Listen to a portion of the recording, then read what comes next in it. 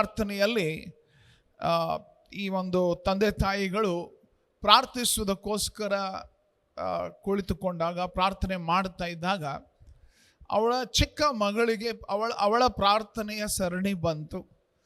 So ಅವಳು ಪ್ರಾರ್ಥಿಸುವಂಥ ಸಮಯ ಬಂದಾಗ ಅವಳು ಹೀಗೆ ಆರಂಭಿಸಿದ್ಲು, ಪ್ರೀತಿಯ ಯೇಸುವೆ ಅಂತ ಹೇಳಿ, ಅಪ್ಪ ತಂದೆ ಪ್ರೀತಿ ಯೇಸುವೆ ಅಂತ ಆರಂಭಿಸಿ ಅವಳು ABCDEFG ಅಂತ ಅವಳು Z ವರೆಗೂ ಹೇಳಿ ಆಮೇನ್ ಅಂತಂದ್ಲು. ಸೊ ಇವ್ರಿಗೆ ಕುಟುಂಬದ ತಂದೆ ತಾಯಿಗಳಿಗೆ ಭಾಳ ಸಿಟ್ಟು ಬಂತು. ಏನಮ್ಮ, ನಾವು ಪ್ರಾರ್ಥನೆ ಮಾಡಂದ್ರೆ ನೀನೇನಿದು ನರ್ಸರಿ ಕ್ಲಾಸ್ ಮಾಡಿದ್ದೀಯಾ? ಇದು ನರ್ಸರಿ ಅಲ್ಲ, ನಾವು ಪ್ರಾರ್ಥನೆ ಮಾಡಬೇಕು ಅಂತ ಹೇಳಿದಾಗ ಆ ಮಗು ಹೇಳ್ತು, ಅಪ್ಪ ಯೇಸು ಸ್ವಾಮಿಗೆ ಈ ಆಲ್ಫಾಬೆಟ್ ಯೂಸ್ ಮಾಡಿ ಅಕ್ಷರಗಳನ್ನು ಸೆಂಟೆನ್ಸ್ ಮಾಡೋದು ಗೊತ್ತಿರ್ತದ, ಸೊ ನೀನ ಮಾಡ್ಕೋ ಅಂತ ಹೇಳಿ ನಾನು ಆಲ್ಫಾಬೆಟ್ ಹೇಳಿ ನಾನು ಪ್ರಾರ್ಥನೆ ಮುಗಿಸಿದೆ ಅಂತ. ಓಕೆ, ಅನೇಕ ಸಾರಿ ನಮಗೆ ಪ್ರಾರ್ಥನೆ ಹೇಗೆ ಮಾಡಬೇಕು, ಏನು ಮಾಡಬೇಕು ಅನ್ನುವಂಥದ್ದು ಗೊತ್ತಿಲ್ಲದಿರುವಾಗ ನಾವು ವಿವಿಧ ರೀತಿಯಾದಂತಹ ಕೆಲವು ಪ್ರಯತ್ನಗಳನ್ನು ಮಾಡ್ತೇವೆ.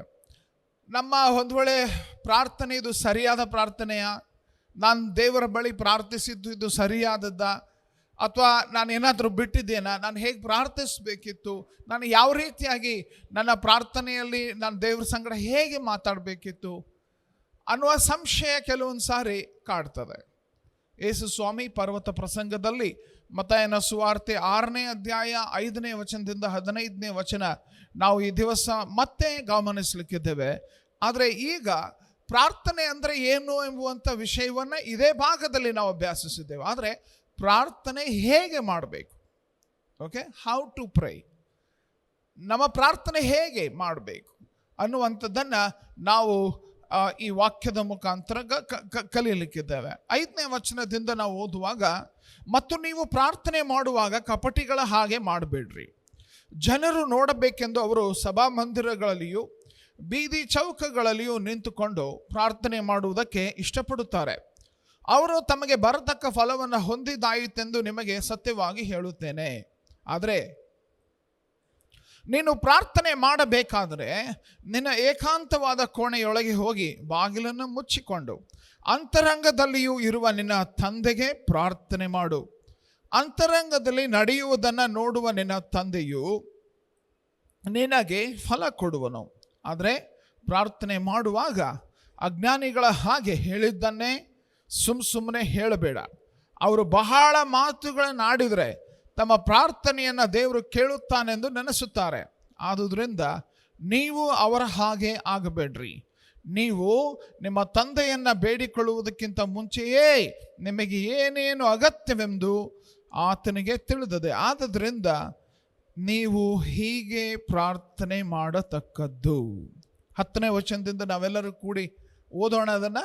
ಓಕೆ, ಎಲ್ಲರೂ ಕೂಡಿ ಈ ವಾಕ್ಯವನ್ನು ಓದೋಣ. 10ನೇ ವಚನದಿಂದ, ಪರಲೋಕದಲ್ಲಿರುವ ನಮ್ಮ ತಂದೆಯೇ, ನಿನ್ನ ನಾಮವು ಪರಿಶುದ್ಧವೆಂದು ಎಣಿಸಲ್ಪಡಲಿ, ನಿನ್ನ ರಾಜ್ಯವು ಬರಲಿ, ನಿನ್ನ ಚಿತ್ತವು ಪರಲೋಕದಲ್ಲಿ ನೆರವೇರುವ ಪ್ರಕಾರ ಭೂಲೋಕದಲ್ಲಿಯೂ ನೆರವೇರಲಿ.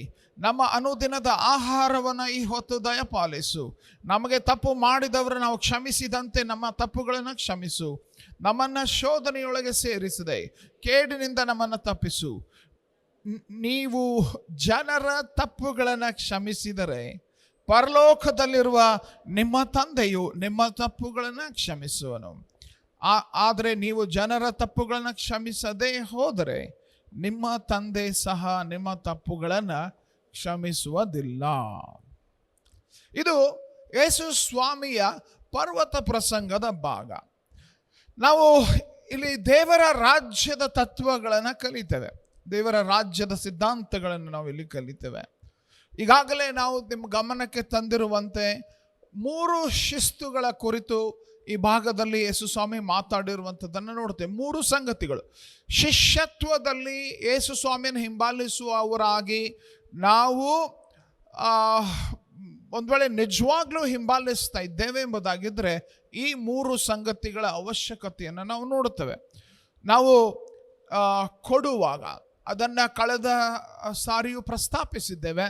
ನೀವು ಧರ್ಮ ಕೊಡುವಾಗ, ಕಾಣಿಕೆ ಕೊಡುವಾಗ ಎಂಬುದಾಗಿ, ಅದು ಮೊದಲಿನ 4 ವಚನದಲ್ಲಿ. ಆದರೆ ಈ ಭಾಗದಲ್ಲಿ ನೀವು ಪ್ರಾರ್ಥನೆ ಮಾಡುವಾಗ, ಕಳೆದ ವಾರ ನಾವು ನೋಡಿದ್ದು ನೀವು ಉಪವಾಸ ಮಾಡುವಾಗ. ಇನ್ಫ್ಯಾಕ್ಟ್ ನಾವು ಅದನ್ನು 16ರಿಂದ 18ನೇ ವಚನ ಕಳೆದ ವಾರ ಅಭ್ಯಾಸ ಮಾಡಿದ್ದು. ಅದನ್ನು ಉದ್ದೇಶಪೂರ್ವಕವಾಗಿ ನಾವು ಹಿಂದೆ ಮುಂದೆ ಮಾಡಿದ್ದು. ಯಾಕಂದರೆ ಅನೇಕರು ನೀವು ಪ್ರಶ್ನೆ ಕೇಳ್ತಾ ಇದ್ರು, ಉಪವಾಸ ಹೇಗೆ ಮಾಡಬೇಕು, ಉಪವಾಸದ ಪ್ರಾರ್ಥನೆ ಹೇಗೆ ಮಾಡಬೇಕು. ಸೊ ಅದಕ್ಕೆ ನಾವು 16ರಿಂದ 18 ವಚನವನ್ನು ಹೋದ ವಾರ ಅಭ್ಯಾಸ ಮಾಡಿ, ಈ ವಾರ ನಾವು ಪ್ರಾರ್ಥನೆ ಅಂದರೆ ಏನು ಅದನ್ನು ನಾವು ಅಭ್ಯಾಸ ಮಾಡಲಿಕ್ಕೆ ಹೋಗ್ತಾ ಇದ್ದೇವೆ. ಸೊ ಇಂದು ನಾವು ಪ್ರಾರ್ಥನೆಯ ಕುರಿತು ಕಲಿಯೋಣ, ಪ್ರಾರ್ಥನೆ ಅಂದರೆ ಏನು ಎಂಬುದಾಗಿ. ಸೊ ಇಲ್ಲಿ ಈ ಬಳಸಿದಂತಹ ಮಾತು, ನೀವು ಪ್ರಾರ್ಥನೆ ಮಾಡುವಾಗ ಅಂತ ಹೇಳುವಾಗ ನಾವು ಹೇಗೆ ಮಾಡಬಾರದು ಅನ್ನುವಂಥದ್ದನ್ನು ಫಸ್ಟ್ ಯೇಸು ಸ್ವಾಮಿ ತಿಳಿಸ್ತಾರೆ. ಓಕೆ, ನಾವು ಹೇಗೆ ಪ್ರಾರ್ಥನೆ ಮಾಡಬಾರ್ದು. ಎರಡನೇ ಭಾಗ ನಾವು ಹೇಗೆ ಪ್ರಾರ್ಥನೆ ಮಾಡಬೇಕು, ರೈಟ್? ಅದನ್ನು ನಾವು ಇಲ್ಲಿ ಅಭ್ಯಾಸ ಮಾಡೋಣ. ಪ್ರಾರ್ಥನೆ ಮಾಡುವಾಗ ನಾವು ಮಾಡಬಾರದ ಸಂಗತಿ, ಪ್ರಾರ್ಥನೆಗೋಸ್ಕರ ನಾವು ಸೇರಿ ಬರುವಾಗ, ಪ್ರಾರ್ಥಿಸುವುದಕ್ಕೋಸ್ಕರ ನಾವು ಇರುವಾಗ ನಾವು ಮಾಡಬಾರದ ಸಂಗತಿಗಳು. ಓಕೆ, ಮೊದಲನೆಯದು 5ನೇ ವಚನ ನಾವು ಗಮನಿಸುವಾಗ, ಕಪಟಿಗಳಾಗಿರಬಾರ್ದು. ಹಿಪೋಕ್ರೈಟ್ಸ್ ಅಂತಾರಲ್ಲ, ಕಪಟಿಗಳಾಗಿ ನಾವು ಪ್ರಾರ್ಥಿಸಬಾರದು. 5ನೇ ವಚನ ನಾವು ನೋಡ್ತೇವೆ. ಮತ್ತು ನೀವು ಪ್ರಾರ್ಥನೆ ಮಾಡುವಾಗ ಕಪಟಿಗಳ ಹಾಗೆ ಮಾಡಬೇಡ್ರಿ, ಜನರು ನೋಡಬೇಕೆಂದು ಅವರು ಸಭಾಮಂದಿರಗಳಲ್ಲಿಯೂ ಬೀದಿ ಚೌಕಗಳಲ್ಲಿಯೂ ನಿಂತುಕೊಂಡು ಪ್ರಾರ್ಥನೆ ಮಾಡುವುದಕ್ಕೆ ಇಷ್ಟಪಡುತ್ತಾರೆ. ಅವರು ತಮಗೆ ಬರತಕ್ಕ ಫಲವನ್ನು ಹೊಂದಿದ್ದಾಯಿತೆಂದು ನಿಮಗೆ ಸತ್ಯವಾಗಿ ಹೇಳುತ್ತೇನೆ. ಪ್ರಾರ್ಥನೆಯನ್ನು ನಾವು ಜನರು ನೋಡಬೇಕೆಂದು ಪ್ರಾರ್ಥನೆ ಮಾಡಬಾರ್ದು. ಅನೇಕ ಸಾರಿ ಇದು ಅತ್ಯಂತ ದೊಡ್ಡ ಶೋಧನೆ. ಜನರು ನೋಡಬೇಕು, ನನ್ನ ಕುಟುಂಬದವರು ನಾನು ಪ್ರಾರ್ಥಿಸ್ತಾ ಇದ್ದೇನೆ ಅನ್ನುವಂಥದ್ದನ್ನು ನೋಡಬೇಕು, ನನ್ನ ಸಭೆಯವರು ನಾನು ಪ್ರಾರ್ಥಿಸ್ತಾ ಇದ್ದೇನೆ ಎಂಬುದನ್ನು ನೋಡಬೇಕು. ಇದು ನಿರ್ದಿಷ್ಟವಾಗಿ ವ್ಯಕ್ತಿಗತವಾಗಿ ದೇವರು ಈ ವಿಷಯದ ಕುರಿತು ನಮಗೆ ವಾಕ್ಯದ ಮುಖಾಂತರ ಕಲಿಸ್ತಾ ಇದ್ದಾನೆ. ನಾವು ಸಾಮೂಹಿಕವಾಗಿ ಕೂಡಿ ಬಂದು ಪ್ರಾರ್ಥಿಸುವಂಥ ವಿಷಯವಾಗಿ ಅಲ್ಲ ಇದು. ಇದು ನಮ್ಮ ವ್ಯಕ್ತಿಗತ ಪರ್ಸ್ನಲ್ ಆಗಿ ನಾವು ಪ್ರಾರ್ಥಿಸುವಂಥದ್ದು ಹೇಗೆ, ನಮ್ಮ ವೈಯಕ್ತಿಕ ಪ್ರಾರ್ಥನೆಯ ಜೀವಿತ ಹೇಗಿರಬೇಕು. ಈ ಒಂದು ಶೋಧನೆ ಕುಟುಂಬದಲ್ಲಿ ಇರುವಾಗ, ಅಥವಾ ನಾವು ಒಂದು ವೇಳೆ ಯಾವುದೋ ಸಾಮೂಹಿಕವಾಗಿ ಇರುವಂಥ ಸನ್ನಿವೇಶದಲ್ಲಿಯೂ ಕೂಡ, ನಾವೆಲ್ಲ ಜನರಾಗಿ ಕೂಡಿ ಬಂದಿರುವಂಥ ಸ್ಥಳದಲ್ಲಿಯೂ ಕೂಡ ಅನೇಕ ಸಾರಿ ಈ ಶೋಧನೆ ಏನಂದರೆ, ನನ್ನ ಪ್ರಾರ್ಥನೆಯನ್ನು ಜನರು ನೋಡಬೇಕು. ಅವರು ಪ್ರಾರ್ಥಿಸುವಾಗಲೂ ಕೂಡ, ಪ್ರಾರ್ಥನೆ ಮಾಡುವಾಗಲೂ ಕೂಡ ಒಂದು ಶೋಧನೆ ಏನಂತ, ನನ್ನ ಪ್ರಾರ್ಥನೆ ದೇವ್ರು ಕೇಳ್ತಾ ಇದ್ದಾರೆ ಮುಖ್ಯ ಅಲ್ಲ. ಓಕೆ, ನನ್ನ ಪ್ರಾರ್ಥನೆ ನನ್ನ ಸುತ್ತಲೂ ನಿಂತಿರುವವರು, ನನ್ನ ಕುಟುಂಬದ ಸದಸ್ಯರು ಅಥವಾ ನನ್ನ ಸ್ನೇಹಿತರು ನಾನು ಏನು ಪ್ರಾರ್ಥನೆ ಮಾಡ್ತಾ ಇದ್ದೇನೆ, ನಾನು ಹೇಗೆ ಪ್ರಾರ್ಥನೆ ಮಾಡ್ತಾ ಇದ್ದೇನೆ ಅದನ್ನು ಕೇಳಿಸ್ಕೊಳ್ತಾ ಇರ್ತಾರೆ. ಸೊ ಅವರಿಗೆ ಸರಿ ಕಾಣುವ ಹಾಗೆ, ಅವರಿಗೆ ಚಲೋ ಅನ್ನಿಸ್ಬೇಕು, ಅವ್ರಿಗೆ ಒಳ್ಳೇದು ಅನ್ನಿಸ್ಬೇಕು, ಅವ್ರಿಗಾಗಿ ಏನೆಲ್ಲ ಶಬ್ದಗಳು, ಏನು ಗೊತ್ತಾ, ಆ ಪ್ರಾರ್ಥನೆಯ ಶಬ್ದಗಳನ್ನು ಕೇಳಿದರೆ ಅಬ್ಬಬ್ಬಾ ಇದು ಏನೋ ಸಾಹಿತ್ಯ ಸಮ್ಮೇಳನ ಅಟೆಂಡ್ ಮಾಡ್ದಂಗೆ ಆಗ್ತದೆ. ಯಾಕಂದ್ರೆ ಅಷ್ಟೊಂದು ದೊಡ್ಡ ದೊಡ್ಡ ಶಬ್ದಗಳು, ಅಷ್ಟೊಂದು ಏನೋ ಕೆಲವರದು ಪ್ರಾರ್ಥಿಸುವಾಗ, ಅದು ವಿಶೇಷವಾಗಿ ಎಲ್ಲರ ಎದುರುಗಡೆ ಪ್ರಾರ್ಥಿಸುವಾಗ ಅವ್ರ ವಾಯ್ಸ ಚೇಂಜ್ ಆಗಿಬಿಡ್ತದೆ ರೀ. ಕೇಳಿದ್ದೀರಾ ಕೆಲವ್ರದ್ದು? ಓಕೆ, ಸಾಮಾನ್ಯ ಈಗ ನಮ್ಮ ಕೂಡ ಚಂದ ಮಾತಾಡ್ತಿರ್ತಾರೆ, ಆಮೇಲೆ ಪ್ರಾರ್ಥನೆ ಮಾಡ್ತಾರೆ, ಪ್ರಾರ್ಥನೆ ಮಾಡು, ಸಡನ್ಲಿ ಒಮ್ಮಿಂದೊಮ್ಮಿಗ್ಲೇ ಏನೋ ಚೇಂಜ್ ಆಗಿಬಿಡ್ತದೆ. ಅವ್ರಿಗೆ ಏನಾಯ್ತೋ ಗೊತ್ತಿಲ್ಲ, ಟ್ಯೂನ್ ಚೇಂಜ್ ಆಕೈತಿ, ಅವ್ರದ್ದು ಸ್ವರ ಬದಲಾಗ್ತದೆ, ಅವ್ರದ್ದು ಪಿಚ್, ಅವ್ರದ್ದು ಸಾಮಾನ್ಯವಾಗಿ ಮಾತಾಡ್ತಾ ಇದ್ದವರು ಒಮ್ಮಿಂದೊಮ್ಮಿಗ್ಲೇ ಕಂಪ್ಲೀಟಾಗಿ ಚೇಂಜ್ ಆಗಿಬಿಡ್ತಾರೆ. ಯಾಕೆ? ಅವರು ದೇವರಿಗೆ ಪ್ರಾರ್ಥನೆ ಮಾಡ್ತಾ ಇಲ್ಲ. ಅಲ್ಲಿ ಕುಳಿತಿರುವವರು ಆ ಪ್ರಾರ್ಥನೆ ಕೇಳಿಸ್ಕೊಳ್ಳುವಾಗ ಅವ್ರಿಗೆ ಚಲೋ ಅನ್ನಿಸ್ಬೇಕು. ಏನು ಚಲೋ ಪ್ರಾರ್ಥನೆ ಮಾಡಿದ್ರಿ, ಎಷ್ಟು ಚಂದ ಪ್ರಾರ್ಥನೆ ಮಾಡಿದ್ರಿ. ಕಪಟಿಗಳ ಪ್ರಾರ್ಥನೆ ಅದು. ಜನಮೆಚ್ಚುಗೆಗಾಗಿ ಮಾಡುವ ಪ್ರಾರ್ಥನೆ ಅದು ಕಪಟಿಗಳ ಪ್ರಾರ್ಥನೆ. ಅದರಲ್ಲಿ ವಿಶೇಷವಾಗಿ ನೋಡ್ರಿ, ಕೆಲವರಿಗೆ ಟೈಮ್ ಬೇಗ ಪ್ರಾರ್ಥನೆ ಮಾಡ್ರಿ ಅಂತಂದ್ರೆ ಒಂದು 10 ನಿಮಿಷ ಪ್ರಾರ್ಥನೆ ಮಾಡಿಬಿಡ್ತಾರೆ. ಕೇಳಿದ್ದೀರಾ? ಯಾಕಂದ್ರೆ ಅವ್ರಿಗೆ ಇಂಪ್ರೆಷನ್ ಕೊಡಬೇಕಾಗಿರ್ತದೆ. ಏನಂತ? ಇವ್ರು ಭಾಳ ಪ್ರಾರ್ಥನೆ ಮಾಡ್ತಾರೆ. ಒಂದು ರಹಸ್ಯ ಹೇಳ್ತೀನಿ ನೋಡ್ರಿ, ಯಾರು ನಾವು ರಹಸ್ಯವಾಗಿ ಪ್ರಾರ್ಥನೆಯ ಜೀವಿತ ಇರ್ತದೆ ಅವರು ಸಾರ್ವಜನಿಕವಾಗಿ ದೊಡ್ಡ ದೊಡ್ಡ ಉದ್ದುದ್ದ ಪ್ರಾರ್ಥನೆ ಮಾಡೋದಿಲ್ಲ. ಯಾಕಂದ್ರೆ ಅವ್ರಿಗೆ ಗೊತ್ತಿರ್ತದೆ. ಏನು ಗೊತ್ತಿರ್ತದೆ? ನಮ್ಮ ದೇವ್ರು ಯಾವ ರೀತಿಯಾಗಿ ನಾವು ಮಾತನಾಡುವಾಗ ಆ ಪ್ರಾರ್ಥನೆಗೆ ಕಿವಿ ಕೊಡ್ತಾನೆ, ಅದಕ್ಕೆ ಸದುತ್ತರ ಕೊಡ್ತಾನೆ. ಆತನಿಗೆ ಉದ್ದವಾಗಿ ಏನಂತ ಈ ಒಂದು ಬೀಟಿಂಗ್ ಅರೌಂಡ್ ದ ಬುಷ್ ಅಂತಂದರೆ ಸುತ್ತಿ ಸುತ್ತಿ ಸುತ್ತಿ ಮಾತಾಡುವಂಥ ಅವಶ್ಯಕತೆ ಆತನಿಗಿಲ್ಲ. ಯೋಚನೆ ಮಾಡ್ರಿ, ನಮ್ಮ ಅನೇಕ ಸಾರಿ ನಾವು ಬಹಳ ಉದ್ದವಾದ ಪ್ರಾರ್ಥನೆ ಮಾಡುವಾಗ ಅಥವಾ ನಮ್ಮ ಪ್ರಾರ್ಥನೆಯಲ್ಲಿ ನಾವು ವಿವಿಧ ಈ ದೊಡ್ಡ ದೊಡ್ಡ ಶಬ್ದಗಳನ್ನು ಉಪಯೋಗಿಸಿ ನಾವು ಪ್ರಾರ್ಥಿಸುವಾಗ ದೇವರು ಅದನ್ನು ಮೆಚ್ತಾನೆ. ಇಲ್ಲಪ್ಪ, ನೀವು ಆ್ಯಕ್ಚುಲಿ ಪ್ರಾರ್ಥನೆ ಮಾಡುವಾಗ ಯಾರು ನನಗೆ ಪ್ರಾರ್ಥನೆ ಮಾಡೋಕ್ಕೆ ಹೇಳಿದ್ರಲ್ಲ ಅವರು ಮೆಚ್ಚಬೇಕು, ಅಥವಾ ಆ ಪ್ರಾರ್ಥನೆ ಕೇಳುವವರು ಮೆಚ್ಚಬೇಕು. ಇಂಥ ಪ್ರಾರ್ಥನೆಗಳಿಗೆ ದೇವರು ಉತ್ತರಿಸುವುದಿಲ್ಲ. ಇಂಥ ಪ್ರಾರ್ಥನೆಗಳಿಗೆ ದೇವರು ಉತ್ತರಿಸುವುದಿಲ್ಲ. ಯಾಕೆ? ವಚನನೇ ಹೇಳ್ತದೆ, ಕಪಟಿಗಳ ಹಾಗೆ ಪ್ರಾರ್ಥನೆ ಮಾಡಬೇಡ್ರಿ, ಜನರು ನೋಡಬೇಕೆಂದು ಯಾರು ಪ್ರಾರ್ಥನೆ ಮಾಡ್ತಾರೋ ಅವರಿಗೆ ಲಾಸ್ಟ್ ಸೆಂಟೆನ್ಸ್ ಏನಂತದೆ? ಅವರು ತಮಗೆ ಬರತಕ್ಕ ಫಲವನ್ನು ಹೊಂದಿದಾಯಿತೆಂದು ನಿಮಗೆ ಸತ್ಯವಾಗಿ ಹೇಳ್ತೇನೆ. ಏನು ಫಲ? ಜನ ಮೆಚ್ಚಬೇಕಾ? ಮೆಚ್ಚಿದ್ರೆ ಆಯಿತು. ನಿನ್ನ ಪ್ರಾರ್ಥನೆಗೆ ಉತ್ತರ ದೊರಕುವುದಿಲ್ಲ. ಯಾಕಂದರೆ ಜನ ಮೆಚ್ಚುಗೆ ಬಯಸಿದ್ಯಲ್ಲ, ಜನ ಮೆಚ್ಚುಗೆ ಆಯಿತು, ಏನು ಚಂದ ಪ್ರಾರ್ಥನೆ ಮಾಡ್ತಾರೆ ಗೊತ್ತಾ, ಮುಗಿದೋಯ್ತು. ನಿನ್ನ ರಿವಾರ್ಡ್ ಸಿಕ್ಬಿಡ್ತು, ನಿನ್ನ ಪ್ರತಿಫಲ ಸಿಕ್ಬಿಡ್ತು. ನಿನಗೆ ಏನು ಚಂದ ಪ್ರಾರ್ಥನೆ ಮಾಡ್ತಾರೆ ಗೊತ್ತಾ ಅಂತ ನೀನು ಕೇಳಿಸ್ಕೊಳ್ಬೇಕು, ಅಥವಾ ಪರಲೋಕದ ದೇವರು ನಿನ್ನ ಪ್ರಾರ್ಥನೆ ಕೇಳಬೇಕು. ಎಸ್, ಪರಲೋಕದ ದೇವರು ಆ ಪ್ರಾರ್ಥನೆಗೆ ಉತ್ತರ ಕೊಡಬೇಕಾದ್ರೆ ನಾವು ದೇವರು ಮೆಚ್ಚುವಂಥ ಪ್ರಾರ್ಥನೆ ಮಾಡಬೇಕು. ಕೆಲವೊಂದು ಸಾರಿ ನಾವು ನೋಡ್ತೀವ್ರಿ, ಏನ್ರಿ ಈ ಊಟದ ಟೈಮ್ದಾಗ ಪ್ರಾರ್ಥನೆ ಮಾಡಂದ್ರೆ ಆದಿಕಾಂಡದಿಂದ ಸ್ಟಾರ್ಟ್ ಮಾಡಿ ಪ್ರಕಟಣೆವರೆಗೂ ಕೆಲವರು ಮಾಡ್ತಿರ್ತಾರೆ. ಓಕೆ, ನಮಗೆ ಒಂದು ಕೂಟದಲ್ಲಿ ಒಬ್ಬ ಸೇವಕರಿಗೆ ಪ್ರಾರ್ಥನೆ ಮಾಡ್ಲಿಕ್ಕೆ ಹೇಳಿದರು. ಅವರು ಮೈಕ್ ತಗೊಂಡ್ರು, ಹೇಳಿದರು, ಅಪ್ಪ ನಮಗೆ ಹೊಟ್ಟೆ ಹಸಿವಾಗೈತೆ ಭಾಳ. ಫ್ಯಾಕ್ಟ್ ಅದು. ಓಕೆ, ನಮ್ಗೆ ಹೊಟ್ಟೆ ಹಸಿವಾಗೈತೆ ಭಾಳ, ಬಟ್ ಈ ಬಡಿಸೋರಿಗೆ ಸ್ವಲ್ಪ ಉದಾರತೆ ಕೊಡು, ಊಟ ಆಶೀರ್ವದಿಸು, ಆಮೇಲೆ 3 ಸೆಂಟೆನ್ಸ್ನಾಗ ಪ್ರಾರ್ಥನೆ ಮುಗೀತು. ಓಕೆ, ಫ್ಯಾಕ್ಟ್ ಅಲ್ರಿ ಅದು? ಫ್ಯಾಕ್ಟ್ ಅಲ್ಲ, ಇದ್ದದ್ದನ್ನೇ ಯಥಾರ್ಥವಾಗಿ ಹೇಳಿ ಪ್ರಾರ್ಥಿಸ್. ನೀನು ಅದಕ್ಕೆ ಮಸ್ಕ ಹೊಡೆದು ಆರಾಧನೆ ಮಾಡು, ಇಲ್ಲ ಅಂತ ಹೇಳ್ತಾ ಇಲ್ಲ. ಅದರ ಜನ ಮೆಚ್ಚಬೇಕು, ಎಲ್ಲ ಏನಂತಾರೆ ಸುತ್ತಮುತ್ತಿದ್ದವರು ಇಷ್ಟಪಡಬೇಕು ಅಂತ ಪ್ರಾರ್ಥನೆ ಮಾಡುವಂಥದ್ದು ಪ್ರಾರ್ಥನೆ ಅಲ್ಲ. ನಿನಗೆ ಹಸಿದಿದೆ ಅಂತ ಹೇಳು. ನಿನ್ನ ಯಥಾರ್ಥವಾದ ವಿಷಯ, ಯಾಕಂದ್ರೆ ನೀನು ಮನುಷ್ಯರ ಸಂಗಡ ಮಾತಾಡ್ತಾ ಇಲ್ಲ. ಮನುಷ್ಯರ ಸಂಗಡ ಮಾತಾಡ್ತಾ ಇದ್ದೀ ಎಂಬುದಾಗಿದ್ದರೆ ಅವರಿಂದ ಪ್ರತಿಫಲ ಹೊಂದುತ್ತಿ, ಆದರೆ ದೇವರಿಂದ ಪ್ರತಿಫಲ ನಿನಗೆ ದೊರಕೋದಿಲ್ಲ. ವಾಕ್ಯದೊಳಗೆ ನಾವು ನೋಡ್ತೇವೆ, 5ನೇ ವಚನ ಹಾಗೆ ಹೇಳಿ 7ನೇ ವಚನ ಇನ್ನೊಂದು ರೀತಿಯಾಗಿ ನಾವು ಪ್ರಾರ್ಥನೆ ಮಾಡಬಾರ್ದು. ಹೇಗೆ ಪ್ರಾರ್ಥನೆ ಮಾಡಬಾರ್ದು? ಹೀಗೆ ಪ್ರಾರ್ಥನೆ ಮಾಡಬಾರ್ದು. ಅಜ್ಞಾನಿಗಳ ಹಾಗೆ ಪ್ರಾರ್ಥನೆ ಮಾಡಬಾರ್ದು. 7ನೇ ವಚನ ಹೇಳ್ತದೆ, ಆದರೆ ಪ್ರಾರ್ಥನೆ ಮಾಡುವಾಗ ಅಜ್ಞಾನಿಗಳ ಹಾಗೆ ಹೇಳಿದ್ದನ್ನೇ ಸುಮ್ಮನೆ ಹೇಳಬೇಡ. ಅವರು ಬಹಳ ಮಾತುಗಳನ್ನಾಡಿದರೆ ತಮ್ಮ ಪ್ರಾರ್ಥನೆಯನ್ನು ದೇವರು ಕೇಳುತ್ತಾನೆಂದು ನೆನೆಸ್ತಾರೆ. ಬಹಳ ಮಾತುಗಳನ್ನಾಡಿದರೆ, ಅದೇ ಅಲ್ಲ, ಇದನ್ನು ದೀರ್ಘವಾಗಿ. ಓಕೆ, ನಿನಗೇನು ಬೇಕಾಗೈತೆ ಅದು 1 ಸೆಂಟೆನ್ಸ್ ಹೇಳೋದು ಬಿಟ್ಟು 10 ಸೆಂಟೆನ್ಸ್ ಉಪಯೋಗಿಸಿ ಉದ್ದುದ್ದವಾಗಿ ನೀನು ಪ್ರಾರ್ಥನೆ ಮಾಡಿದರೆ ದೇವರು ಅದನ್ನು ಕೇಳ್ತಾನೆ ಅಂತ ಯೋಚನೆ ಮಾಡಬೇಡ. ಅಜ್ಞಾನಿಗಳ ಹಾಗೆ ಮಾಡಬೇಡ. ಅಜ್ಞಾನಿಗಳಂತೆ ನಿನ್ನ ಪ್ರಾರ್ಥನೆ ಜೀವಿತ ಇರಬಾರ್ದು. ಅಜ್ಞಾನಿಗಳ ವಿಚಾರ ಹೇಗೆ ಅಂತಂದರೆ, ದೇವರಿಗೆ ಅದನ್ನು ತಿರುಗಿ ಹೇಳಿದ್ದನ್ನೇ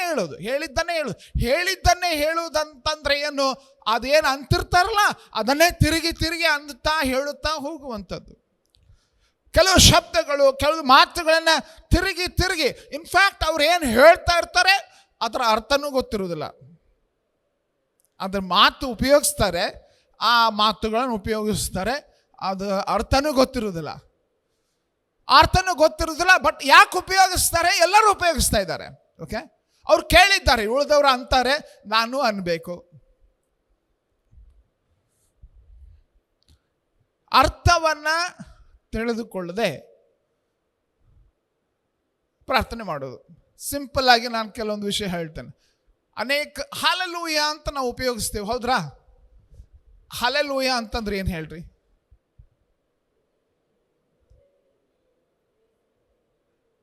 ಹಲ್ಲೆಲೂಯಾ ಇಲ್ಲಿ ಬಂದ್ಕೊ ಕೆಲವರು ಆರಾಧನೆಯೊಳಗೆ ಹೇಳ್ತಾರೆ ಹಲ್ಲೆಲೂಯಾ. ಬಟ್ ಅರ್ಥ ಏನು?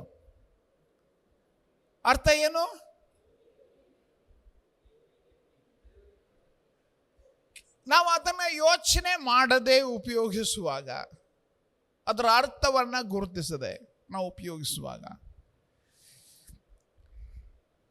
ನಾವು ನೋಡ್ತೇವೆ, ಇದು ಏನಂತಾರೆ, ಅಜ್ಞಾನಿಗಳ ಪ್ರಾರ್ಥನೆ. ಹೇಳಿದ್ದನ್ನೇ ಹೇಳೋದು.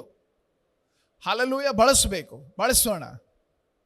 ಆದರೆ ಅಷ್ಟೇ ಅಲ್ಲ, ಕೆಲವೊಂದು ಸಾರಿ ನಮ್ಮಲ್ಲಿ ಕೆಲವೊಂದು ಸ್ವಭಾವ ಏನಂದರೆ ಅದು ಬಾಯ್ಪಾಟ್ ಆಗಿಬಿಟ್ಟಿರ್ತದೆ. ಪ್ರಾರ್ಥನೆ ಮಾಡೋಣ ಅಂದರೆ ಕೆಲವ್ರದ್ದು ಏನೇನು ಹೇಳ್ತಾರಂತ ಎಲ್ಲರಿಗೂ ಗೊತ್ತಿರ್ತದೆ. ಓಕೆ, ಸ್ಟ್ಯಾಂಡರ್ಡ್ ಅದನ್ನೇ ಸೇಮ್ ತಿರುಗಿ ಹೇಳುವಂಥದ್ದು. ಮಾತುಗಳನ್ನು ಅರ್ಥಗರ್ಭಿತವಾಗಿ ಉಪಯೋಗಿಸುವಂಥದ್ದನ್ನು ಬಿಟ್ಟು ಅರ್ಥರಹಿತವಾಗಿ ಕೆಲವೊಂದು ಸಾರಿ ನಾವು ಪ್ರಾರ್ಥನೆ ಮಾಡುವಂಥದ್ದು ಉಂಟು. ನಾವು ಈ ಮೊದಲನೇ ಅರಸುಗಳ ಪುಸ್ತಕ 18ನೇ ಅಧ್ಯಾಯ 20ನೇ ವಚನದಿಂದ ನಾವು ನೋಡುವಾಗ ಬಾಳನ ಆರಾಧಕರು ಮಾಡಿದಂಥ ಪ್ರಾರ್ಥನೆಯಲ್ಲಿ ನಾವು ಗಮನಿಸ್ತೇವೆ. ಮೊದಲನೇ ಅರಸು 18ನೇ ಅಧ್ಯಾಯ 20ನೇ ವಚನದಿಂದ ಅಲ್ಲಿ ಅವರ ಪ್ರಾರ್ಥನೆಯ ವಿಷಯ ನೋಡ್ರಿ.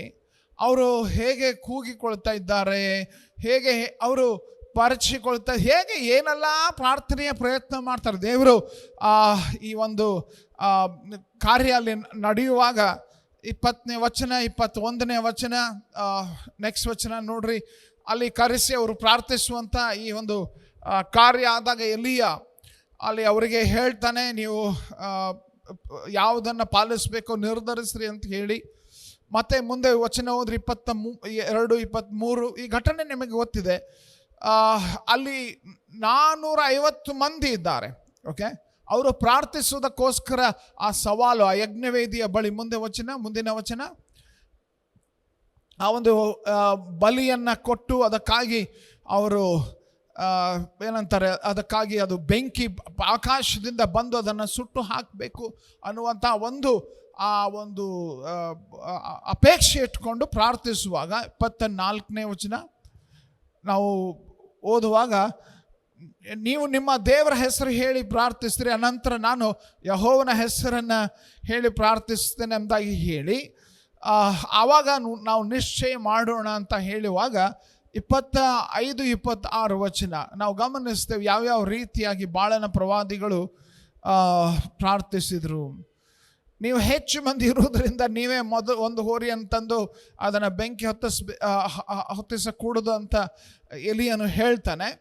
ನೆಕ್ಸ್ಟ್ ವಚನ ನಾವಲ್ಲಿ ವಿಶೇಷವಾಗಿ ಅವರು ಏನೆಲ್ಲ ಮಾಡಿದರೂ ಕೂಡ ಉತ್ತರ ದಯಪಾಲಿಸಲಿಲ್ಲ. ಓಕೆ, ಅವ್ರ ಪ್ರಾರ್ಥನೆ ನೋಡ್ರಿ, ಬಾಳನೇ ನಮಗೆ ಕಿವಿಗೊಡು, ಹೊತ್ತಾರೆಯಿಂದ ಮಧ್ಯಾಹ್ನದವರೆಗೂ ಕೂಗಿದರೂ ಆಕಾಶವಾಣಿ ಆಗಲಿಲ್ಲ. ಅವರು ವೇದಿಯ ಸುತ್ತಲೂ ಕುಣಿದಾಡಿದರೂ ಯಾರೂ ಉತ್ತರ ದಯಪಾಲಿಸಲಿಲ್ಲ. ತಿರುಗಿ ಒಂದು ವ್ಯರ್ಥವಾದ ಪ್ರಯತ್ನ ಮಾಡಿದರೆ ಅನೇಕ ಸಾರಿ ನಾವು ಜೀವವುಳ್ಳ ದೇವರೊಂದಿಗೆ ಪ್ರಾರ್ಥಿಸ್ತಾ ಇದ್ದೇವೆ ಎಂಬುದನ್ನು ಮರಿಬಾರ್ದು. ನಮಗೆ ಈ ರೀತಿಯಾದಂತಹ ಪ್ರಯತ್ನಗಳನ್ನು ಮಾಡುವಂಥ ಅವಶ್ಯಕತೆ ಇಲ್ಲ. ಹೇಳಿದ್ದನ್ನೇ ಹೇಳುವಂಥದ್ದು ಇಲ್ಲ. ನಮ್ಮ ಒಂದು ವಿಶ್ವಾಸ, ನಾವು ಪ್ರಾರ್ಥಿಸುವಾಗ ಆತನು ಕಿವಿಗೊಡ್ತಾನೆ. ನಾವು ಒಬ್ಬ ವ್ಯಕ್ತಿಯೊಂದಿಗೆ ಮಾತನಾಡ್ತಾ ಇದ್ದೇವೆ. ಗಮನಿಸ್ರಿ, ನಾವು ಒಬ್ಬ ವ್ಯಕ್ತಿಯೊಂದಿಗೆ ಮಾತನಾಡುವಂತೆ ನಾವು ಮಾತನಾಡಬೇಕು. ಆತನು ಕಿವಿಗೊಡುತ್ತಾನೆಂಬುದನ್ನು ತಿಳ್ಕೊ. ನಾವು ಮೊದಲನೇ ಸಾರಿ ಪ್ರಾರ್ಥಿಸುವಾಗಲೇ ಈ ಘಟನೆಯಲ್ಲಿ ನಾವು ನೋಡ್ತೇವೆ, ಎಲಿಯನು ಮೊದಲನೇ ಸಾರಿ ಪ್ರಾರ್ಥಿಸಿದ, ಆಕಾಶದಿಂದ ಬೆಂಕಿ ಬಂತು, ಆ ಯಜ್ಞವೇದಿಯನ್ನು ಸುಟ್ಟು ಹಾಕ್ತು. ಒಂದು ಸಾರಿ. ಬಟ್ ಉತ್ತರಿಸ್ತಾನೆ ಅನ್ನುವ ಅಪೇಕ್ಷೆಯೊಂದಿಗೆ, ಭರವಸೆಯೊಂದಿಗೆ, ನಂಬಿಕೆಯೊಂದಿಗೆ ನಾವು ಪ್ರಾರ್ಥಿಸಬೇಕು. ನಾವು ಹೇಗೆ ಪ್ರಾರ್ಥಿಸ್ತೇವೆ? ನಮ್ಮ ಪ್ರಾರ್ಥನೆ ಹೇಗಿದೆ? ನಾವು ಅಜ್ಞಾನಿಗಳ ಹಾಗೆ ಅಥವಾ ಕಪಟಿಗಳ ಹಾಗೆ ಪ್ರಾರ್ಥಿಸ್ತಾ ಇದ್ದೇವೋ?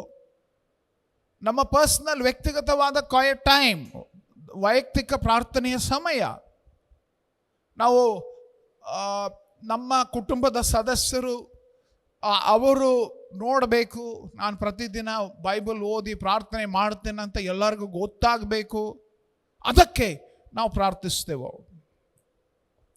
ಅದಕ್ಕಾಗಿ ನಾವು ಪ್ರಾರ್ಥಿಸ್ತೇವೋ? ಯೋಚನೆ ಮಾಡ್ರಿ ಪ್ರಿಯರೇ. ಇದು ಕೆಲವ್ರಿಗೆ ಏನಾಗ್ತದೆ, ಈ ಪ್ರಾರ್ಥನೆ ಅಂದರೆ ಪ್ರಾರ್ಥನೆ ವಿಷಯದಲ್ಲಿ ದುರುಪಯೋಗ ಆಗ್ತದೇನೋ ಅಂತ ಹೇಳಿ. ಬಟ್ ನಾವು ಹೇಗೆ ಪ್ರಾರ್ಥಿಸ್ತಾ ಇದ್ದೇವೆ? ಇದು ಪ್ರಶ್ನೆ ಹಾಕಿಕೊಳ್ಬೇಕಾದಂಥದ್ದು. ಒಂದು ಹಡಗು ಮುಳುಗ್ತಾ ಇತ್ತಂತೆ. ಆ ಹಡಗಿನ ಕ್ಯಾಪ್ಟನ್ ಅಲ್ಲಿ ಹಡಗಿನಲ್ಲಿದ್ದವ್ರಿಗೆ ಕೇಳಿದ, ಇಲ್ಲಿ ಯಾರಿಗಾದರೂ ಪ್ರಾರ್ಥನೆ ಮಾಡೋದು ಗೊತ್ತಿದೆಯಾ ಅಂತ. ಸೊ ಒಬ್ಬ ಮನುಷ್ಯ ಹೇಳಿದ, ನನಗೆ ಪ್ರಾರ್ಥನೆ ಮಾಡೋದು ಗೊತ್ತಿದೆ. ಅದಕ್ಕೆ ಕ್ಯಾಪ್ಟನ್ ಹೇಳಿದ, ಬಹಳ ಒಳ್ಳೇದಾಯ್ತಪ್ಪ, ಯಾಕಂದರೆ ನಮಗೆ ಲೈಫ್ ಜಾಕೆಟ್ ಒಂದು ಕಡಿಮೆ ಬಿದ್ದಿತ್ತು, ನೀ ಹಡಗ್ನಾಗ ಕುಂತು ಪ್ರಾರ್ಥನೆ ಮಾಡ್ತಿರು, ನಾವೆಲ್ಲ ಹೋಗ್ತೀವಂತ.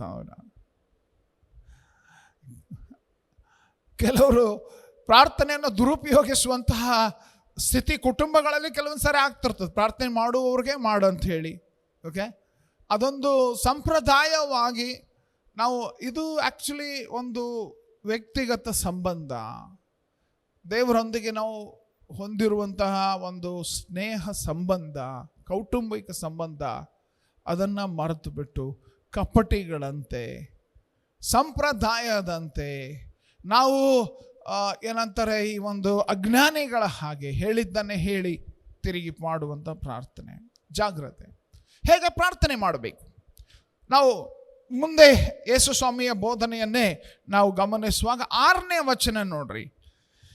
ಆದರೆ ನೀನು ಪ್ರಾರ್ಥನೆ ಮಾಡಬೇಕಾದರೆ, ಸೊ ಈಗ ಯೇಸು ಸ್ವಾಮಿ ಹೇಗೆ ಪ್ರಾರ್ಥಿಸಬೇಕನ್ನುವಂಥದ್ದನ್ನು ಪರಿಚಯಿಸುವಂಥದ್ದನ್ನು ನಾವು ನೋಡ್ತೇವೆ. ಸೊ ಪ್ರಾರ್ಥಿಸುವಾಗ ನೀನು ಪ್ರಾರ್ಥನೆ ಮಾಡಬೇಕಾದ್ರೆ ನಿನ್ನ ಏಕಾಂತವಾದ ಕೋಣೆಯೊಳಗೆ ಹೋಗಿ ಬಾಗಿಲನ್ನು ಮುಚ್ಚಿಕೊಂಡು ಅಂತರಂಗದಲ್ಲಿ ಇರುವ ನಿನ್ನ ತಂದೆಗೆ ಪ್ರಾರ್ಥನೆ ಮಾಡು.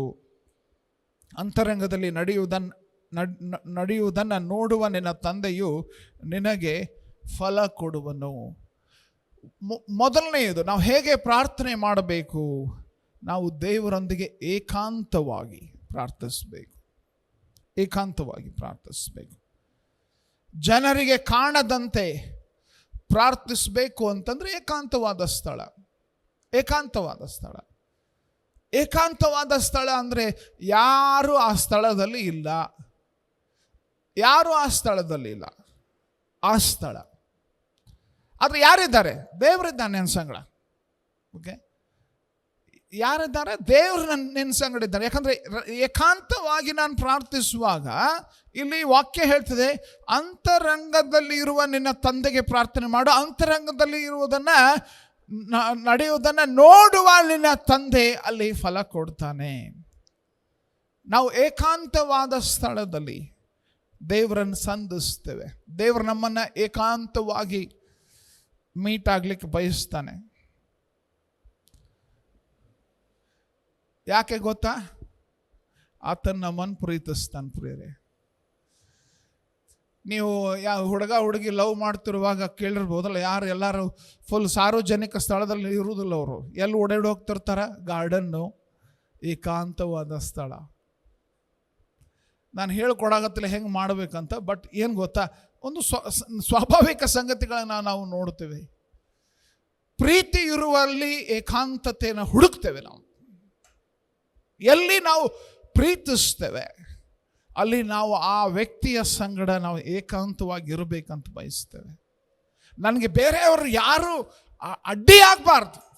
ನಾನು ಆತನ ಸಂಗಡ ಮಾತನಾಡುವಾಗ ನನಗೆ ಯಾವ ಅಡ್ಡಿ ಆಗಬಾರ್ದು, ಯಾವುದೇ ಡಿಸ್ಟ್ರಾಕ್ಷನ್ ಆಗಬಾರ್ದು, ನನಗೆ ಯಾವುದೇ ಚಂಚಲ ಚಿತ್ತರನ್ನಾಗಿ ಮಾಡುವ ಸಂಗತಿಗಳನ್ನು ಕಾಣಬಾರ್ದು. ಏಕಾಂತವಾದ ಸ್ಥಳ.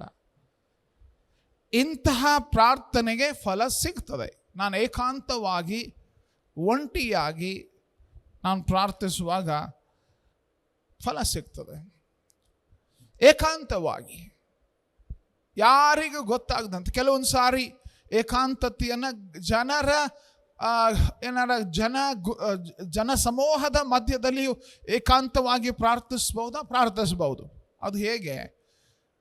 ಯೇಸು ಸ್ವಾಮಿ ತನ್ನ ಶಿಷ್ಯರ ಸಂಗಡ ದೋಣಿಯಲ್ಲಿ ಪ್ರಯಾಣಿಸ್ತಾ ಇದ್ದಾಗ ಇಂತಹ ಒಂದು ಘಟನೆ ಪ್ರಸ್ತಾಪವಾಗ್ತದೆ. ಆತನು ಏಕಾಂತವಾಗಿ ಪ್ರಾರ್ಥಿಸ್ತಾ ಇದ್ದಾನೆ. ಏನು ಗೊತ್ತಾ, ಭಾಳ ಸರಳವಾದ ಒಂದು ವಿಧಾನ ಏನಂದರೆ, ಈ ಬಾಗಿಲದವು ನೋಡ್ರಿ, ಎರಡು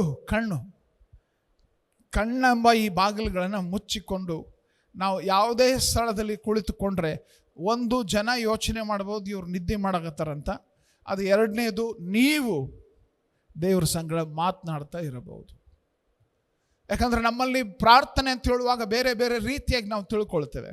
ಪ್ರಾರ್ಥಿಸುವಾಗ ಅನೇಕರು ಕೈ ಮುಗಿದು ಕಣ್ ತೆರೆದು ನೋಡುತ್ತಾ ಪ್ರಾರ್ಥಿಸುವಂಥದ್ದು ಇದೆ. ಆದರೆ ಬಹಳ ಸಿಂಪಲ್, ಚಂಚಲರಾಗದಂತೆ ಪ್ರಾರ್ಥಿಸುವುದಕ್ಕೋಸ್ಕರ ಈ ಎರಡು ಬಾಗಿಲುಗಳಿದಾವಲ್ಲ, ಇವು ಕಣ್ಣುಗಳು, ಇವುಗಳನ್ನು ಮುಚ್ಚಿ ನಾವು ಪ್ರಾರ್ಥಿಸುವಾಗ ಏಕಾಂತತೆಯನ್ನು ನಾವು ಯಾವುದೇ ಸ್ಥಳದಲ್ಲಿ ಹೊಂದಲಿಕ್ಕೂ ಸಾಧ್ಯ.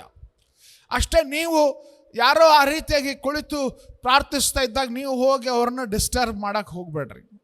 ಓಕೆ, ಪ್ರಾರ್ಥಿಸ್ತಾ ಇದ್ದಾರೆ ಎಂಬುದಾಗಿದ್ದರೆ ಏಕಾಂತವಾದ ಸ್ಥಳ. ಯೇಸು ಸ್ವಾಮಿ ಹೇಳಿದ್ ನೋಡ್ರಿ, ನೀವು ಪ್ರಾರ್ಥನೆ ಮಾಡಬೇಕಾದ್ರೆ ನಿನ್ನ ಏಕಾಂತವಾದ ಕೋಣೆಯೊಳಗೆ ಹೋಗಿ ಬಾಗಿಲನ್ನು ಮುಚ್ಚಿಕೊಂಡು ಅಂತ ಹೇಳ್ತದೆ. ಬಾಗಿಲನ್ನು ಮುಚ್ಚಿಕೊಂಡು. ನಮ್ಮ ಅನೇಕರ ಪ್ರಾರ್ಥನೆ ಇದು, ಈ ಕಣ್ಣುಗಳ ಬಾಗಿಲನ್ನು ಮುಚ್ಚುವುದಿಲ್ಲ, ತೆರೆದು ನಾವು ಆ ಪ್ರಾರ್ಥನೆ ಮಾಡ್ತಿರ್ತೇವೆ, ಎಲ್ಲ ನೋಡ್ತಾ ಇರ್ತೇವೆ. ಆಮೇಲೆ ಅರ್ಧದ್ರಲ್ಲಿ ಪ್ರಾರ್ಥನೆ ಬಿಟ್ಟು ಬೇರೆ ಏನೋ ಚಿಂತೆ ಮಾಡೋಕ್ಕೆ ಸ್ಟಾರ್ಟ್ ಮಾಡಿರ್ತೇವೆ, ಅಥವಾ ಬೇರೆ ಏನೇನೋ ಮೊಬೈಲ್ ನೋಡ್ಲಿಕ್ಕೆ ಸ್ಟಾರ್ಟ್ ಮಾಡ್ತೇವೆ. ಇದೆಲ್ಲ ಚಂಚಲ ಚಿತ್ತರಾಗಿಬಿಡ್ತೇವೆ. ಬಾಗಿಲನ್ನು ಮುಚ್ಚಿ. ನಮ್ಮ ಮನೆಯಲ್ಲಿ ಅಪ್ಪರ್ ರೂಮ್, ನಾವು ಮೊದಲು ಇದ್ದಂಥ ಒಂದು ಕೋಣೆ ಇತ್ತು. ಅದರಲ್ಲಿ ಕೆಲವು ವಿಶ್ವಾಸಿಗಳು, ನಾವು ಬೆಳೆಸ್ತಾ ಇದ್ದಂಥ ಆತ್ಮಿಕ ಜನರು ಅದನ್ನು ಪ್ರಾರ್ಥನೆಗಾಗಿ ಉಪಯೋಗಿಸ್ತಿದ್ರು. ನಮ್ಮ ಒಬ್ಬ ಸಹೋದರರು ಬಾಗಿಲು ಮುಚ್ಚಿ ಪ್ರಾರ್ಥನೆ ಮಾಡಂತಂದರೆ ಅವನು ಬಾಗಿಲು ತೆರೆದು ಜೋರಾಗಿ ಪ್ರಾರ್ಥನೆ ಮಾಡ್ತಾ ಇದ್ದ. ಅನ್ಫಾರ್ಚುನೇಟ್ಲಿ ಬಹಳ ಏನಂತ ಆವೇಶದಿಂದ ಪ್ರಾರ್ಥಿಸ್ತಾ ಇದ್ದಾಗ ಅವನ ಮುಖವನ್ನು ಯಾರೋ ನೆಕ್ಕಿ ಬಿಟ್ಟಂತಾಯಿತು. ಕಣ್ಣು ತೆಗೆದು ನೋಡ್ತಾನೆ, ನಮ್ಮ ಮನೆಯ ನಾಯಿ ಹೋಗಿ ಅವ್ರ ಮುಖವನ್ನು ನೆಕ್ಕಿ ಬಿಟ್ಟಿತ್ತು. ಇಂಥವೆಲ್ಲ ಡಿಸ್ಟರ್ಬೆನ್ಸ್ ಆಗ್ತಾವೆ. ಓಕೆ, ಅದಕ್ಕೆ ಬಾಗಿಲನ್ನು ಮುಚ್ಚಬೇಕು. ಹಾಲೆಲೂಯಾ. ಪಕ್ಕದವ್ರು ಹೇಳ್ರು, ಒಂದು ಸ್ವಲ್ಪ ಬಾಗಿಲು ಮುಚ್ಚಿ ಪ್ರಾರ್ಥನೆ ಮಾಡಿಕೊಡ್ರಿ. ಎರಡನೇದು, ನಾವು 9ನೇ ವಚನದಲ್ಲಿ ನೋಡ್ತೇವೆ ಹೇಗೆ ಪ್ರಾರ್ಥಿಸಬೇಕು ಅಂತ. ದೇವರಿಗೆ ಸಮರ್ಪಿಸಿಕೋ. ನಾವು ಬಾಗಿಲನ್ನು ಮುಚ್ಚಿ ಏಕಾಂತವಾದ ಸ್ಥಳವನ್ನು ಹುಡುಕಿ ಬರುವಾಗ, ನಾವು ದೇವರ ಸನ್ನಿಧಾನದಲ್ಲಿ ಬರುವಾಗ ಕರ್ತನ ಪ್ರಾರ್ಥನೆಯಲ್ಲಿ ನೋಡ್ತೇವೆ. ಪ್ರಿಯರೇ, ಗಮನಿಸ್ರಿ, ಬಹಳ ವಿಶೇಷವಾದ ಕೆಲವು ಮಾತುಗಳು. ಪರಲೋಕದಲ್ಲಿರುವ ನಮ್ಮ ತಂದೆಯೇ, ನಿನ್ನ ನಾಮವು ಪರಿಶುದ್ಧವೆಂದು ಎಣಿಸಲ್ಪಡಲಿ, ನಿನ್ನ ರಾಜ್ಯವು ಬರಲಿ, ನಿನ್ನ ಚಿತ್ತವು ಪರಲೋಕದಲ್ಲಿ ನೆರವೇರೋ ಪ್ರಕಾರ ಭೂಲೋಕದಲ್ಲಿ ನೆರವೇರಲಿ. ಏನು ಗೊತ್ತಾ, ನಾನು ಅದನ್ನು ಲಿಸ್ಟ್ ಮಾಡುವಾಗ, ಅದನ್ನು ಬರೆಯುವಾಗ, ನಿನ್ನ ನಾಮ, ನಿನ್ನ ರಾಜ್ಯ, ನಿನ್ನ ಚಿತ್ತ. ಎಲ್ಲರೂ ಕೂಡಿ ಹೇಳೋಣ್ರಿ, ನಿನ್ನ ನಾಮ, ನಿನ್ನ ರಾಜ್ಯ, ನಿನ್ನ ಚಿತ್ತ. ಹಲ್ಲೆಲೂಯಾ. ಪ್ರಾರ್ಥಿಸುವಾಗ ನನ್ನ ರಾಜ್ಯ ಅಲ್ಲ, ನನ್ನ ನಾಮವಲ್ಲ. ಪ್ರಾರ್ಥಿಸುವಾಗ ನನ್ನ ಚಿತ್ತ ಅಲ್ಲ. ಅನೇಕರು ಪ್ರಾರ್ಥಿಸುವಾಗ ಸಮರ್ಪಣೆ ಇಲ್ಲ. ಪ್ರಾರ್ಥಿಸುವಾಗ, ದೇವರೇ ನನ್ನ ಮಾತು ಕೇಳಿ ನೀನು, ನನ್ನ ಮಾತು ಕೇಳಿ ನೀನು, ಓಕೆ, ನನ್ನ ಚಿತ್ತ ನೆರವೇರಿಸು ನೀನು, ನನ್ನ ರಾಜ್ಯ ಸ್ಥಾಪಿಸು ನೀನು, ನನ್ನ ನಾಮ ಅದು ಪರಿಶುದ್ಧವೆಂದೆಣಿಸಲ್ಪಡಲಿ, ನನ್ನ ನಾಮ ಅದರ ಹೆಸರುವಾಸಿಯಾಗಲಿ. ಸಮರ್ಪಣೆ ಇಲ್ಲದ ಪ್ರಾರ್ಥನೆ ದೇವರು ಕೇಳುವುದಿಲ್ಲ. ದೀನತೆ ಮತ್ತು ಸಮರ್ಪಣೆಯೊಂದಿಗೆ ದೇವರ ಸನ್ನಿಧಾನಕ್ಕೆ ನಾವು ಬರಬೇಕು. ದೀನತೆ ಮತ್ತು ಸಮರ್ಪಣೆಯೊಂದಿಗೆ ದೇವರ ಸಾನ್ನಿಧ್ಯಕ್ಕೆ ಬರಬೇಕು. ಆತನ ನಾಮಕ್ಕೆ ಅಧೀನತೆ. ಆತನ ನಾಮಕ್ಕೆ ಅಧೀನತೆ ಅಂದರೆ ಆತನು ಸರ್ವಶಕ್ತನು, ಆತನೇ ಶ್ರೇಷ್ಠನು, ಆತನೇ ಅತ್ಯುನ್ನತನು, ಆತನ ಅಧಿಕಾರವೇ ಶ್ರೇಷ್ಠವಾದದ್ದು. ಅದರ ಅಡಿಯಲ್ಲಿ ತಗ್ಗಿಸಿಕೊಂಡು ನಾವು ಬರುವಂಥದ್ದು. ದೀನತೆಯಿಂದ ನಾವು ಬರುವಾಗ ಆತನ ಪರಿಶುದ್ಧತೆಯನ್ನು ಒಪ್ಪಿಕೊಳ್ತೇವೆ. ನಮ್ಮಲ್ಲಿ ಯಾವಾಗ ದೀನತೆ ಇರ್ತದೆ, ತಗ್ಗಿದ ಸ್ವಭಾವ ಇರ್ತದೆ, ಆತನ ಪರಿಶುದ್ಧತೆಯನ್ನು ಒಪ್ಪಿಕೊಳ್ತೇವೆ. ಎಚ್ಚರಿಕೆಯಿಂದ ಈ ಮಾತುಗಳನ್ನು ಯೋಚನೆ ಮಾಡ್ರಿ. ಅನೇಕರು ನಾವು ದೇವರ ಪರಿಶುದ್ಧತೆಯನ್ನು ಬಹಳ ಹಗುರವಾಗಿ ಏನೋ ನಾನು ಹೆಂಗಾದರೂ ಇರಲಿ, ನಾನು ಏನಾದರೂ ಮಾಡಲಿ, ನಾನು ಬರ್ಬೋದು, ನಾನು ಇರಬಹುದು. ನಿನ್ನ ನಾಮವು ಪರಿಶುದ್ಧವೆಂದೆಣಿಸಲ್ಪಡಲಿ, ನಿನ್ನ ನಾಮವು ಪರಿಶುದ್ಧವೆಂದೆಣಿಸಲ್ಪಡಲಿ. ಓ, ನಿನ್ನ ನಾಮವು ಪರಿಶುದ್ಧವೆಂದೆಣಿಸಲ್ಪಡಲಿ. ಯಾಕೆಂದರೆ ಆತನು ಪರಿಶುದ್ಧನು, ಪರಿಶುದ್ಧನು, ಪರಿಶುದ್ಧನು. ಸೈನ್ಯಗಳ ದೇವರಾದ ಯೆಹೋವನು ಪರಿಶುದ್ಧನು, ಪರಿಶುದ್ಧನು, ಪರಿಶುದ್ಧನಂತ ಯುಗ ಯುಗಾಂತರಗಳಲ್ಲಿಯೂ ದೇವದೂತ ಸೈನ್ಯ ಆತನ ಪರಿಶುದ್ಧತೆಯನ್ನು ಹಾಡಿ ಹೊಗಳಿ ಸ್ತುತಿಸಿ ಕೊಂಡಾಡುವಾಗ ಆತನು ಯಾರು ಅಂತ ಮರೆತು ಆತನ ಸನ್ನಿಧಾನಕ್ಕೆ ನಾವು ಬರಲಿಕ್ಕೆ ಸಾಧ್ಯವೋ?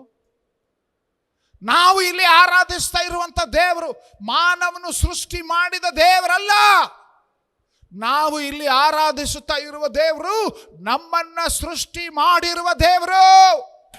ಈ ಭೂಮಿ, ಆಕಾಶ, ಸೂರ್ಯ, ಚಂದ್ರ, ನಕ್ಷತ್ರ ಎಲ್ಲವನ್ನ ಸೃಷ್ಟಿ ಮಾಡಿರುವ ದೇವರನ್ನ ನಾವು ಆರಾಧಿಸ್ತಾ ಇದ್ದೇವೆ. ಆ ದೇವರು ಹೇಳ್ತಾನೆ ಆತನು ಪರಿಶುದ್ಧನಾಗಿದ್ದಾನೆ. ಹಲ್ಲೆಲೂಯಾ! ಆತನು ಪರಿಶುದ್ಧನಾಗಿದ್ದಾನೆ. ನಾವು ಆತನ ಸನ್ನಿಧಾನಕ್ಕೆ ಬರುವಾಗ ನಾವು ಆತನ ಪರಿಶುದ್ಧತೆಯನ್ನು ಗುರುತಿಸದೆ, ಆತನ ನಾಮ ಅದು ಪರಿಶುದ್ಧ ಅನ್ನುವಂಥದ್ದನ್ನ ಗುರುತಿಸದೆ, ನಾವು ಆತನೇ ರಾಜಾದಿ ರಾಜ, ಆತನೇ ಒಡೆಯರ ಒಡೆಯ, ಆತನೇ ಕರ್ತರ ಕರ್ತ ಅನ್ನುವಂಥದ್ದನ್ನ ನಾವು ಮರೆತು ಆತನ ಸನ್ನಿಧಾನಕ್ಕೆ ಬರುವಂತ ಸಾಧ್ಯವೋ? ಆತನ ಚಿತ್ತವೇ ಅಂತಿಮವಾಗಿ ನೆರವೇರುತ್ತದೆ. ನೀನು 21 ದಿವಸ ಉಪವಾಸ ಮಾಡು, 40 ದಿವಸ ಉಪವಾಸ ಮಾಡು, ನೀನು ಹೇಗೆ ಬೇಕಾದರೂ ಉಪವಾಸ ಮಾಡು, ಪ್ರಾರ್ಥನೆ ಮಾಡು, ಅಂತಿಮವಾಗಿ ಆತನ ಚಿತ್ತ ಮಾತ್ರ ನೆರವೇರುತ್ತದೆ. ಹಲ್ಲೆಲೂಯಾ! ಇದನ್ನು ಅರಿತುಕೊಳ್ಳದೆ, ಸ್ವಾಮಿ ನಾನೀಗ ಈ ಮಾರ್ಕೆಟ್ಗೆ ಬಂದಿದ್ದೇನೆ, ನನ್ನ ಈ ಲಿಸ್ಟ್ ಇದೆ, ಇದನ್ನೆಲ್ಲ ಕೊಡು, ಹೇಳಿಕ್ಕೆ ಸಾಧ್ಯವೋ? ದೇವರನ್ನು ನಾವು ಆಜ್ಞಾಪಿಸಲು ಸಾಧ್ಯವಿಲ್ಲ, ಅದು ಮೂರ್ಖತನ. ದೇವರನ್ನು ನಾವು ದೇವರಿಗೆ ಕೂಗಾಡಿ ಆಜ್ಞಾಪಿಸುವುದಕ್ಕೆ ಸಾಧ್ಯವಿಲ್ಲ. ಆತನು ಪರಿಶುದ್ಧನು. ಓ, ಆತನು ರಾಜ್ಯಾಧಿಕಾರ ವಹಿಸಿರುವ ರಾಜಾದಿ ರಾಜ, ಕರ್ತರ ಕರ್ತ. ಆತನ ಚಿತ್ತವೇ ನೆರವೇರುತ್ತದೆ. ಅದನ್ನು ಗುರುತಿಸದೆ, ಸಮರ್ಪಣೆಯ ಸ್ವಭಾವವಿಲ್ಲದೆ ದೇವರ ಸನ್ನಿಧಾನಕ್ಕೆ ಬರಲಿಕ್ಕೆ ಹೋದರೆ, ಈಗ ಮೊನ್ನೆ ಏನಂತಾರೆ, ಈ ಒಂದು 10ನೇ ತಾರೀಕು ಜುಲೈ ಸುಪ್ರೀಂ ಕೋರ್ಟ್ನಲ್ಲಿ ಒಂದು ಘಟನೆ ಆಯಿತು. ಪ್ರಬಲ್ ಪ್ರತಾಪ್ ಅಂತ ಒಬ್ಬ ಲಾ ವಿದ್ಯಾರ್ಥಿ ಅಲ್ಲಿ ಪೆಟಿಷನರ್ ಇನ್ ಪರ್ಸನ್, ಅಂದರೆ ವ್ಯಕ್ತಿಗತವಾಗಿ ಬಂದು ಅಲ್ಲಿ ನ್ಯಾಯಾಲಯದ ಮುಂದೆ ನಿಂತುಕೊಳ್ಳುವಂಥ ಸನ್ನಿವೇಶ. ಈ ಪ್ರಬಲ್ ಪ್ರತಾಪ್ ಮತ್ತು ಚಂದರ್ ಬಹನ್ ಎಂಬುದಾಗಿ ಇಬ್ಬರು ಲಕ್ನೋ ವಿಶ್ವವಿದ್ಯಾಲಯದ ವಿದ್ಯಾರ್ಥಿಗಳು, ಕಾನೂನು ವಿದ್ಯಾರ್ಥಿಗಳು. ಓಕೆ, 11 ಗಂಟೆ ಸುಮಾರು ಅವರು ಜಸ್ಟಿಸ್ KV ವಿಶ್ವನಾಥನ್ ಮತ್ತು ಜಸ್ಟಿಸ್ ಅಲೋಕ್ ಆರಾಧೆ ಅವರ ಮುಂದೆ ನಿಂತ್ಕೊಂಡಿದ್ದಾರೆ. ಮುಖ್ಯವಾಗಿ ಇವನು ಪ್ರಬಲ್ ಪ್ರತಾಪ್, ಅವನು ಆ ಒಂದು FIR ಹಾಕಬೇಕು ಅಂತ ವಾದಿಸ್ತಾ ಇದ್ದಾನೆ ಒಂದು ಅಲ್ಲಿ ಇರುವಂಥ ಕೆಲವು ಜನರ ಮೇಲೆ. ಅದಕ್ಕೆ ಅವನು ಬಂದು ವಾದಿಸುವಂಥ ವಿಧಾನ ಏನು ಗೊತ್ತಾ? I am sovereign. Okay, supreme court judge ಮುಂದೆ ನಿಂತ್ಕೊಂಡು ಹೇಳ್ತಾನೆ, ನಾನು ಸರ್ವಶಕ್ತನು, I am sovereign. Okay, I am sovereign. ಆಮೇಲೆ ಯು ಆರ್ ಜುಡಿಷಿಯಲ್ ಸರ್ವೆಂಟ್ಸ್, ನೀವು ನ್ಯಾಯಾಲಯದ ಒಂದು ದಾಸರು, ಸೇವಕರು. ಓಕೆ, ಅಲ್ಲಿ ಜಸ್ಟಿಸ್ ವಿಶ್ವನಾಥನ್ ಅವ್ರು ಕೇಳ್ತಾರೆ, ಏನಯ್ಯ ನೀನು ಏನು ಮಾತಾಡ್ತಾ ಇದ್ದೀಯಾ ಅಂತಂದರೆ ಆ ಪ್ರಬಲ್ ಪ್ರತಾಪ್ ಅವನು ಸಿಟ್ಟಾಗಿ ಆ ಫೈಲ್ಗಳನ್ನೆಲ್ಲ ಅವನಿಗೆ ಎಸೆದು, ಓಕೆ, ನಾನು ಸಾವರಿನ್, ನಾನು ಸರ್ವಾಧಿಕಾರಿ, ನೀವು ನನಗೆ ಉತ್ತರಿಸಬೇಕು ಅನ್ನುವಂಥ ರೀತಿಯಲ್ಲಿ ಚೀಫ್ ಜಸ್ಟಿಸ್ ಅವರನ್ನು ಬೈದು, ಓಕೆ, ನಮ್ಮ ದೇಶದ ಚೀಫ್ ಜಸ್ಟಿಸನ್ನು ಅವರು ಬೈದು ನ್ಯಾಯ ಕೇಳ್ತಾ ಇದ್ದಾನೆ. ಹೆಂಗ್ ಸ್ವಾಮಿ, ಹೆಂಗ್ ಸ್ವಾಮಿ ನೀವು ಆ ನ್ಯೂಸ್ ಕೇಳ್ತಾ ಇದ್ದೀರೋ ಇಲ್ವೋ ಗೊತ್ತಿಲ್ಲ, ಬಟ್ ಈ ಘಟನೆ ಕಳೆದ 10ನೇ ತಾರೀಕು ಜುಲೈ ಆಗಿದೆ. ಓಕೆ, ಸುಪ್ರೀಂ ಕೋರ್ಟ್ನಲ್ಲಿ ನಿಂತು ನಾನು ಸಾವರಿನ್, ನನ್ನ ಮಾತು ನೆರವೇರಬೇಕು ಅಂತಂದರೆ ಆಗ್ತದಾ? ಹಲೋ, ನಿಮ್ಮ ಪ್ರಿನ್ಸಿಪಲ್ ಮುಂದೆ, ಕಾಲೇಜು ಶಾಲೆ ಪ್ರಿನ್ಸಿಪಲ್ ಮುಂದೆ ನಿಂತ್ಕೊಂಡಾಗ ಮಾತಾಡಿ ನೋಡ್ರಿ, ಪ್ಯೂನ್ ಕರೆಸಿ ಹೊರಗೆ ಹಾಕಿಸ್ತಾರೆ, ನಿಮ್ಮ ಮಕ್ಕಳನ್ನ ಶಾಲೆಯಿಂದ ಕಿತ್ತಾಕಿಸ್ತಾರೆ.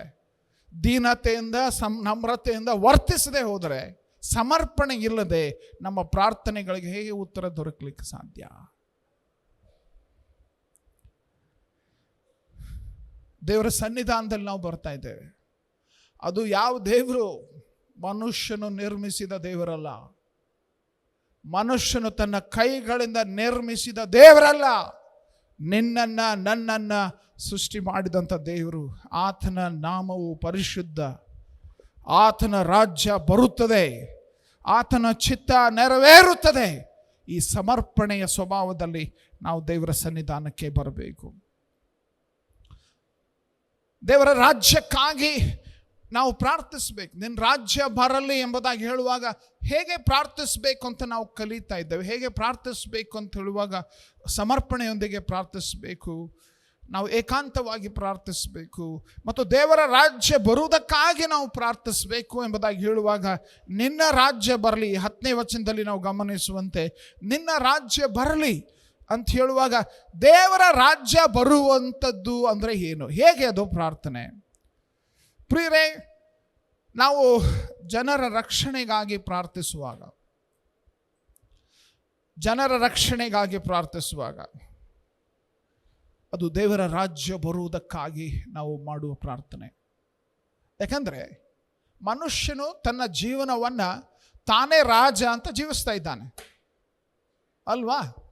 ಈ ಜೀವನದ ಒಡೆಯ ನಾನೇ, ಈ ಜೀವನದ ರಕ್ಷಕ ನಾನೇ, ಈ ಕುಟುಂಬದ ರಕ್ಷಕ ನಾನೇ, ಒಡೆಯ ನಾನೇ. ಅನೇಕರು ಆ ರೀತಿಯಾಗಿ ಜೀವಿಸ್ತಾ ಇದ್ದಾರೆ. ಆದರೆ ನಾವು ಜನರ ರಕ್ಷಣೆಗೋಸ್ಕರ ಪ್ರಾರ್ಥಿಸುವಾಗ ನಾವು ಅಪೇಕ್ಷಿಸುವಂಥದ್ದೇನು? ಆ ಜೀವಿತದಲ್ಲಿ ಯಜಮಾನನು, ಕರ್ತನು, ಒಡೆಯನು ಯಾರಾಗಬೇಕು? ಯೇಸು ಸ್ವಾಮಿ ಆಗಬೇಕು. ಸೊ ನಿನ್ನ ರಾಜ್ಯ ಬರಲಿ ಅಂತ ನಾವು ಪ್ರಾರ್ಥಿಸುವಾಗ ಅದನ್ನು ಹೇಗೆ ಪ್ರಾರ್ಥಿಸ್ತೇವೆ ಅಂತಂದರೆ, ನಾವು ಜನರ ರಕ್ಷಣೆಗೋಸ್ಕರ ಪ್ರಾರ್ಥಿಸುವಾಗ ಆತನ ರಾಜ್ಯ ಬರುವಂಥ ಪ್ರಾರ್ಥನೆ ಅದು. ನನ್ನ ಪ್ರಶ್ನೆ, ಈ ಗತಿಸಿದ 21 ದಿವಸಗಳ ಪ್ರಾರ್ಥನೆಯಲ್ಲಿ ನಾವು ಎಷ್ಟು ಜನರ ರಕ್ಷಣೆಗಾಗಿ ಪ್ರಾರ್ಥಿಸ್ತಾ ಇದ್ದೇವೆ? ನಾವು ಕೂಡಿ ಬರ್ತಾ ಇದ್ದೇವಲ್ಲ, ನಾವು ಜನರ ರಕ್ಷಣೆಗಾಗಿ ಪ್ರಾರ್ಥಿಸ್ತಾ ಇದ್ದೇವೋ? ಯೇಸು ಸ್ವಾಮಿ ಆ ಜೀವಿತಗಳ ಯಜಮಾನ ಆಗಬೇಕು ಅಂತ ಪ್ರಾರ್ಥಿಸ್ತಾ ಇದ್ದೇವೋ? ಒಂದು ವೇಳೆ ನಾವು ಸುವಾರ್ತೆ ಸಾರಲ್ಪಡಬೇಕು, ಜನರು ರಕ್ಷಣೆ ಮಾರ್ಗಕ್ಕೆ ಬರಬೇಕು, ಆ ವಿವಿಧ ಸ್ಥಳಗಳಲ್ಲಿ, ವಿವಿಧ ಜನಾಂಗಗಳಲ್ಲಿ ಯೇಸು ಸ್ವಾಮಿಯ ಸುವಾರ್ತೆ ತಲುಪಬೇಕು, ಜನರು ರಕ್ಷಣೆ ಹೊಂದಬೇಕು, ಅದನ್ನು ಪ್ರಾರ್ಥಿಸ್ತಾ ಇಲ್ಲ. ದೇವರ ರಾಜ್ಯ ಬರುವುದಕ್ಕಾಗಿ ನಾವು ಪ್ರಾರ್ಥಿಸ್ತಾ ಇಲ್ಲ. ನಿನ್ನ ರಾಜ್ಯ ಬರಲಿ ಅಂತ ನಾವು ಪ್ರಾರ್ಥಿಸುವಾಗ ಅದರ ಅರ್ಥ ಇನ್ನೊಂದು ಕೂಡ. ನಾವು ಹೇಗೆ ಮಾಡ್ಬೋದು, ಅದನ್ನು ಹೇಗೆ ಪ್ರಾರ್ಥಿಸ್ತೇವೆ? ಪರಿಶುದ್ಧಾತ್ಮನ ಅಭಿಷೇಕಕ್ಕಾಗಿ ಪ್ರಾರ್ಥಿಸುವಾಗ, ರೋಗ ಸೌಖ್ಯತೆಗಾಗಿ ಪ್ರಾರ್ಥಿಸುವಾಗ, ದುರಾತ್ಮನ ಬಂಧನದಿಂದ ಬಿಡುಗಡೆ ಹೊಂದುವುದಕ್ಕಾಗಿ ನಾವು ಪ್ರಾರ್ಥಿಸುವಾಗ, ಪ್ರಿಯರೇ, ನಾವು ದೇವರ ರಾಜ್ಯ ಬರುವುದಕ್ಕಾಗಿ ಪ್ರಾರ್ಥಿಸ್ತಾ ಇದ್ದೇವೆ. ಯಾಕೆ ಗೊತ್ತಾ? ಪರಿಶುದ್ಧಾತ್ಮನ ಅಭಿಷೇಕ ಅದು ದೇವರ ರಾಜ್ಯದ ಶಕ್ತಿ. ಹಲ್ಲೆಲೂಯಾ, ದೇವರ ರಾಜ್ಯದ ಶಕ್ತಿ. ನಾವು ರೋಗ ಸೌಖ್ಯತೆಗಾಗಿ ಪ್ರಾರ್ಥಿಸುವಾಗ ಒಂದು ನೆನ್ಪಿಟ್ಕೊಳ್ರಿ, ದೇವರ ರಾಜ್ಯದಲ್ಲಿ ರೋಗಗಳಿಲ್ಲ. ಹಲ್ಲೆಲೂಯಾ, ರೋಗಗಳಿಲ್ಲ. ಸೊ ರೋಗಗಳು ಹೋಗುವುದಕ್ಕಾಗಿ, ಬಿಟ್ಟು ಹೋಗುವುದಕ್ಕಾಗಿ ನಾವು ಪ್ರಾರ್ಥಿಸುವಾಗ, ಸೌಖ್ಯತೆಗಾಗಿ ಪ್ರಾರ್ಥಿಸುವಾಗ ನಾವು ಪರಲೋಕ ರಾಜ್ಯದ ಸತ್ಯವನ್ನು ಸ್ಥಾಪಿಸ್ತಾ ಇದ್ದೇವೆ. ಏನು? ರೋಗಗಳಿಲ್ಲ. ಆ ದೇವರ ರಾಜ್ಯದಲ್ಲಿ ರೋಗಗಳಿಲ್ಲ. ಅದಕ್ಕಾಗಿ ನಾವು ರೋಗಿಗಳಿಗಾಗಿ ಪ್ರಾರ್ಥಿಸ್ತೇವೆ. ಹಲ್ಲೆಲೂಯಾ. ನಾವು ದೇವರ ರಾಜ್ಯ ಬರಲಿ ಅಂತ ಪ್ರಾರ್ಥಿಸುವಾಗ, ದುರಾತ್ಮಗಳನ್ನು ಬಿಟ್ಟು ಹೋಗುವುದಕ್ಕಾಗಿ ಆಜ್ಞಾಪಿಸುವಾಗ ಆ ದೇವರ ರಾಜ್ಯ ಬರಲಿ ಅನ್ನೋ ಪ್ರಾರ್ಥನೆ ಅದು. ಯಾಕೆ ಗೊತ್ತಾ? ದುರಾತ್ಮಗಳು ದೇವರ ರಾಜ್ಯದಲ್ಲಿ ಇರ್ಲಿಕ್ಕೆ ಸಾಧ್ಯವಾ? ಹಲೋ, ಸಾಧ್ಯ ಇಲ್ಲ ಅಲ್ಲ? ಚರ್ಚ್ನಲ್ಲಿ ಇರ್ಬೋದಾ? ಕೆಲವ್ರು ನೋಡಿದ್ರೆ ಹಂಗೆ ಅನಿಸ್ತಿರ್ಬೋದು ನಿಮಗೆ. ಬಟ್ ಏನು ಗೊತ್ತಾ? ದೇವರ ರಾಜ್ಯದಲ್ಲಿ ಅಂತೂ ದುರಾತ್ಮಗಳಿಗೆ ಸ್ಥಳವಿಲ್ಲ, ದುರಾತ್ಮಗಳಿಗೆ, ಸೈತಾನನಿಗೆ ಸ್ಥಳವಿಲ್ಲ. ಸೊ ನಾವು ಪ್ರಾರ್ಥಿಸುವಾಗ ದುರಾತ್ಮ, ಮಾಟ, ಮಂತ್ರ ಇವುಗಳ ಬಿಟ್ಟು ಹೋಗುವುದಕ್ಕಾಗಿ ನಾವು ಪ್ರಾರ್ಥಿಸುವಾಗ ನಾವು ದೇವರ ರಾಜ್ಯ ಬರಲಿ ಅಂತ ಪ್ರಾರ್ಥಿಸ್ತಾ ಇದ್ದೇವೆ. Hallelujah, hallelujah, hallelujah.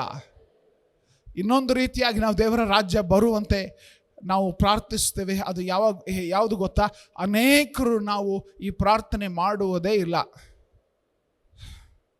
ಪ್ರಕಟಣೆ ಪುಸ್ತಕ 22ನೇ ಅಧ್ಯಾಯ 20ನೇ ವಚನ ಬಹಳ ವಿಶೇಷವಾದ ವಾಕ್ಯ ಅದು. ನೋಡ್ರಿ ಏನು ಹೇಳ್ತದೆ. ಓಕೆ, ಪ್ರಕಟಣೆ 22:20 ಅಪೊಸ್ತಲನಾದ ಯೋಹಾನನು ಈ ಒಂದು ಪ್ರಾರ್ಥನೆಯಲ್ಲಿ ಬರೀತಾನೆ. ಈ ವಿಷಯಗಳಲ್ಲಿ ಸಾಕ್ಷಿ ಹೇಳುವವನು ನಿಜವಾಗಿ ಬೇಗ ಬರುತ್ತೇನೆ ಎಂದು ಹೇಳುತ್ತಾನೆ. ಯೇಸು ಸ್ವಾಮಿ ಅಪೊಸ್ತಲನಾದ ಯೋಹಾನನಿಗೆ ಹೇಳ್ತಾ ಇದ್ದಾನೆ, ಬೇಗ ಬರುತ್ತೇನೆ. ಅದಕ್ಕೆ ಅವನ ಉತ್ತರ ಏನು? ಹಾಗೆಯೇ ಆಗಲಿ ಸ್ವಾಮಿ, ಹಾಗೆಯೇ ಆಗಲಿ ಸ್ವಾಮಿ, ಕರ್ತನಾದ ಯೇಸುವೇ ಬಾ. ಹಲ್ಲೆಲೂಯಾ, ಕರ್ತನಾದ ಯೇಸುವೇ ಬಾ. ನಮ್ಮಲ್ಲಿ ಕೆಲವರು ಪ್ರಾರ್ಥನೆ ಮಾಡ್ತಾರೆ, ಸ್ವಾಮಿ ಸ್ವಲ್ಪ ತಡ ಮಾಡಿ, ನಾನು ಮದುವೆ ಆಗಬೇಕಾಗಿತ್ತಂತ, ನೀನು ಬರೋದು ಸ್ವಲ್ಪ ಲೇಟ್ ಮಾಡು, ನನ್ನ ಮದುವೆ ಆಗಬೇಕಾಗಿದೆ, ನನಗೆ ಅದು ಬೇಕಾಗಿದೆ, ನನಗಿದು ಬೇಕಾಗಿದೆ. ದೇವರ ರಾಜ್ಯ ಬರಲಿ ಅಂತ ಪ್ರಾರ್ಥಿಸುವ ಹೃದಯವುಳ್ಳವರು ಈ ಪ್ರಾರ್ಥನೆ ಮಾಡ್ತಾರೆ. ಏನಂದರೆ, ಯೇಸು ಸ್ವಾಮಿ ಬೇಗ ಬಾ, ಬೇಗ ಬಾ. ಕರ್ತನಾದ ಯೇಸುವೇ ಬೇಗ ಬಾ ಸ್ವಾಮಿ, ನಿನ್ನ ರಾಜ್ಯ ಸ್ಥಾಪಿಸು, ನಿನ್ನ ರಾಜ್ಯ ಸ್ಥಾಪಿಸು, ನಿನ್ನ ಆಡಳಿತವನ್ನು ಸ್ಥಾಪಿಸು, ನಿನ್ನ ಸಾಮ್ರಾಜ್ಯವನ್ನು ಸ್ಥಾಪಿಸು. ಇದು ನಿನ್ನ ಚಿತ್ತ ಅಥವಾ ನಿನ್ನ ರಾಜ್ಯ ಬರಲಿ ಅಂತ ನಾವು ಪ್ರಾರ್ಥಿಸುವಾಗ ಈ 3 ಅಂಶಗಳನ್ನು ಒಳಗೊಂಡಿದೆ. ಒಂದು, ರಕ್ಷಣೆಗಾಗಿ ಪ್ರಾರ್ಥಿಸುವಾಗ. ಎರಡನೇದು, ಅಭಿಷೇಕ, ರೋಗ ಸೌಖ್ಯತೆ, ಬಿಡುಗಡೆಗಾಗಿ ಪ್ರಾರ್ಥಿಸುವಾಗ. ಮೂರನೇದು, ಯೇಸು ಸ್ವಾಮಿಯ ಆಗಮನಕ್ಕೋಸ್ಕರ ನಾವು ಪ್ರಾರ್ಥಿಸುವಾಗ. ನಾನು ಈ ಮೂರನೇದು ಏನು ಹೇಳಿದ್ನಲ್ಲ, ಯೇಸು ಸ್ವಾಮಿ ಆಗಮನಕ್ಕೋಸ್ಕರ ನಾವು ಪ್ರಾರ್ಥಿಸಬೇಕು. ನಾವು ಪ್ರಾರ್ಥಿಸ್ತೇವಾ? ಇನ್ಫ್ಯಾಕ್ಟ್ ನಾನೇ ವ್ಯಕ್ತಿಗತವಾಗಿ ನನ್ನ ಪ್ರಾರ್ಥನೆಯನ್ನೇ ನಾನು ಪರಿಶೀಲಿಸ್ತಾ ಇದ್ದೆ. ಅನೇಕ ಸಾರಿ ಇದನ್ನು ನಾವು ಪ್ರಾರ್ಥಿಸುವುದೇ ಇಲ್ಲ. ಬೇಗ ಬಾ ಸ್ವಾಮಿ ಅನ್ನೋ ಪ್ರಾರ್ಥನೆ ಇಲ್ಲ. ನಾವು ಸ್ಟಾರ್ಟ್ ಮಾಡಿಬಿಡೋಣ. ಈ ಒಂದು ಸಂಡೆಯಿಂದ ನಿಮ್ಮ ಕುಟುಂಬ ಪ್ರಾರ್ಥನೆಯಲ್ಲಿ ಸ್ಟಾರ್ಟ್ ಮಾಡಿಬಿಡ್ರಿ. ಓಕೆ, ಕರ್ತನಾದ ಯೇಸು ಸ್ವಾಮಿ ಬೇಗ ಬಾ, ನಿನಗಾಗಿ ನಾವು ಕಾದಿದ್ದೇವೆ ಸ್ವಾಮಿ, ಬೇಗ ಬಾ. ಹಲ್ಲೆಲೂಯಾ, ಬೇಗ ಬಾ ಸ್ವಾಮಿ. ಎಷ್ಟು ಜನ ಬಯಸ್ತೀರಿ ಯೇಸು ಸ್ವಾಮಿ ಬೇಗ ಬರಬೇಕು ಅಂತ? ಹಲ್ಲೆಲೂಯಾ. ಬಟ್ ಪ್ರಾರ್ಥನೆ ಮಾಡಲ್ಲ ನಾವು, ರೈಟ್? ಪ್ರಾರ್ಥನೆ ಮಾಡಬೇಕು. ನಮ್ಮ ರಾಜ, ನಮ್ಮ ಒಡೆಯ, ನಮ್ಮ ಕರ್ತನು ಪ್ರಾರ್ಥಿಸ್ಬೇಕು. ಅವಾಗ ಏನಾಗುತ್ತೆ ಗೊತ್ತಾ? ಸಿದ್ಧ ಇಲ್ಲದಿರುವವರು ಏನು ಪ್ರಾರ್ಥನೆ ಮಾಡ್ತೀನಿ, ನನಗೆ ಹೆದರಿಕೆ ಬರಾಕತ್ತೆ ಅಂತ ಸ್ಟಾರ್ಟ್ ಮಾಡ್ತಾರೆ. ಅವ್ರು ರಕ್ಷಣೆ ಮಾರ್ಗಕ್ಕೆ ನಡೆಸ್ರಿ ಇವಾಗ. ಹಲ್ಲೆಲೂಯಾ. ಓಕೆ, ನಿನ್ನ ರಾಜ್ಯ ಬರಲಿ. 11ನೇ ವಚನ ನೋಡ್ರಿ, ನಮ್ಮ ಅನುದಿನದ ಆಹಾರವನ್ನು ಈ ಹೊತ್ತು ದಯಪಾಲಿಸು. ಅನುದಿನದ ಆಹಾರಕ್ಕಾಗಿ ಎಂಬುದಾಗಿ ಹೇಳುವಾಗ ನಿನ್ನ ಕೊರತೆಗಳನ್ನು ನೀಗಿಸುವುದಕ್ಕೆ ದೇವರನ್ನು ಕೇಳು. ನಿನ್ನ ಕೊರತೆಗಳನ್ನು, ನಿನ್ನ ಅವಶ್ಯಕತೆಗಳನ್ನು ನೀಗಿಸುವುದಕ್ಕೆ ದೇವರನ್ನು ಕೇಳು. ಅಪ್ರಿಯರೇ, ಇದು ಬಹಳ ವಿಶೇಷವಾದಂತಹ ಪ್ರಾರ್ಥನೆ. ಅನುದಿನದ ಆಹಾರ ಅಂದರೆ ದಿನನಿತ್ಯದ ಅವಶ್ಯಕತೆ. ಬೇಡು ಅಂತ ಯಾಕೆ ಕಲಿಸ್ತಾನೆ? ಅದು ವಿಶೇಷವಾಗಿ ನಾವು ಯೇಸು ಸ್ವಾಮಿ ಹೇಳ್ತಾ ಇದ್ದಾರೆ, ಬೇಡು. ನಾವು ಕೇಳಬೇಕು, ನಾವು ನಂಬಿಕೆಯಿಂದ ಕೇಳಬೇಕು.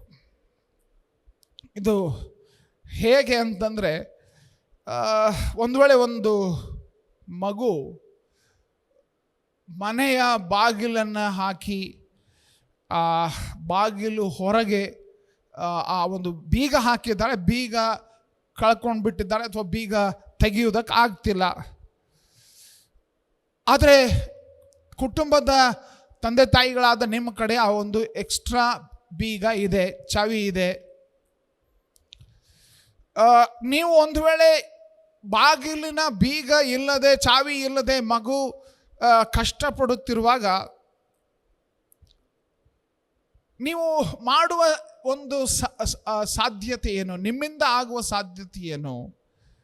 ನೀವು ಬಾಗಿಲನ್ನು ಒಡೆದು, ಕಿಟಕಿಯನ್ನು ಒಡೆದು ನೀವು ಒಳಗೆ ಹೋಗ್ಬೋದು.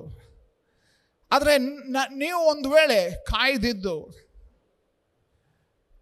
ನನ್ನ ಕಡೆ ಚಾವಿ ಇಲ್ಲ ಅಂತ ಮಗು ನಾನು ಹೊರಗಿದ್ದೇನೆ, ನಾನು ಮನೆಯಿಂದ ಹೊರಗಿದ್ದೇನೆ, ನನಗೆ ಮನೆ ಒಳಗೆ ಹೋಗೋಕ್ಕೆ ಚಾವಿ ಇಲ್ಲ ಅಂತ ಅಳುತ್ತಾ ಕೂತ್ಕೊಳ್ಳುವಂಥದ್ದನ್ನು ನೋಡಿ ನೀವು ದುಃಖ ಪಡಬಹುದು.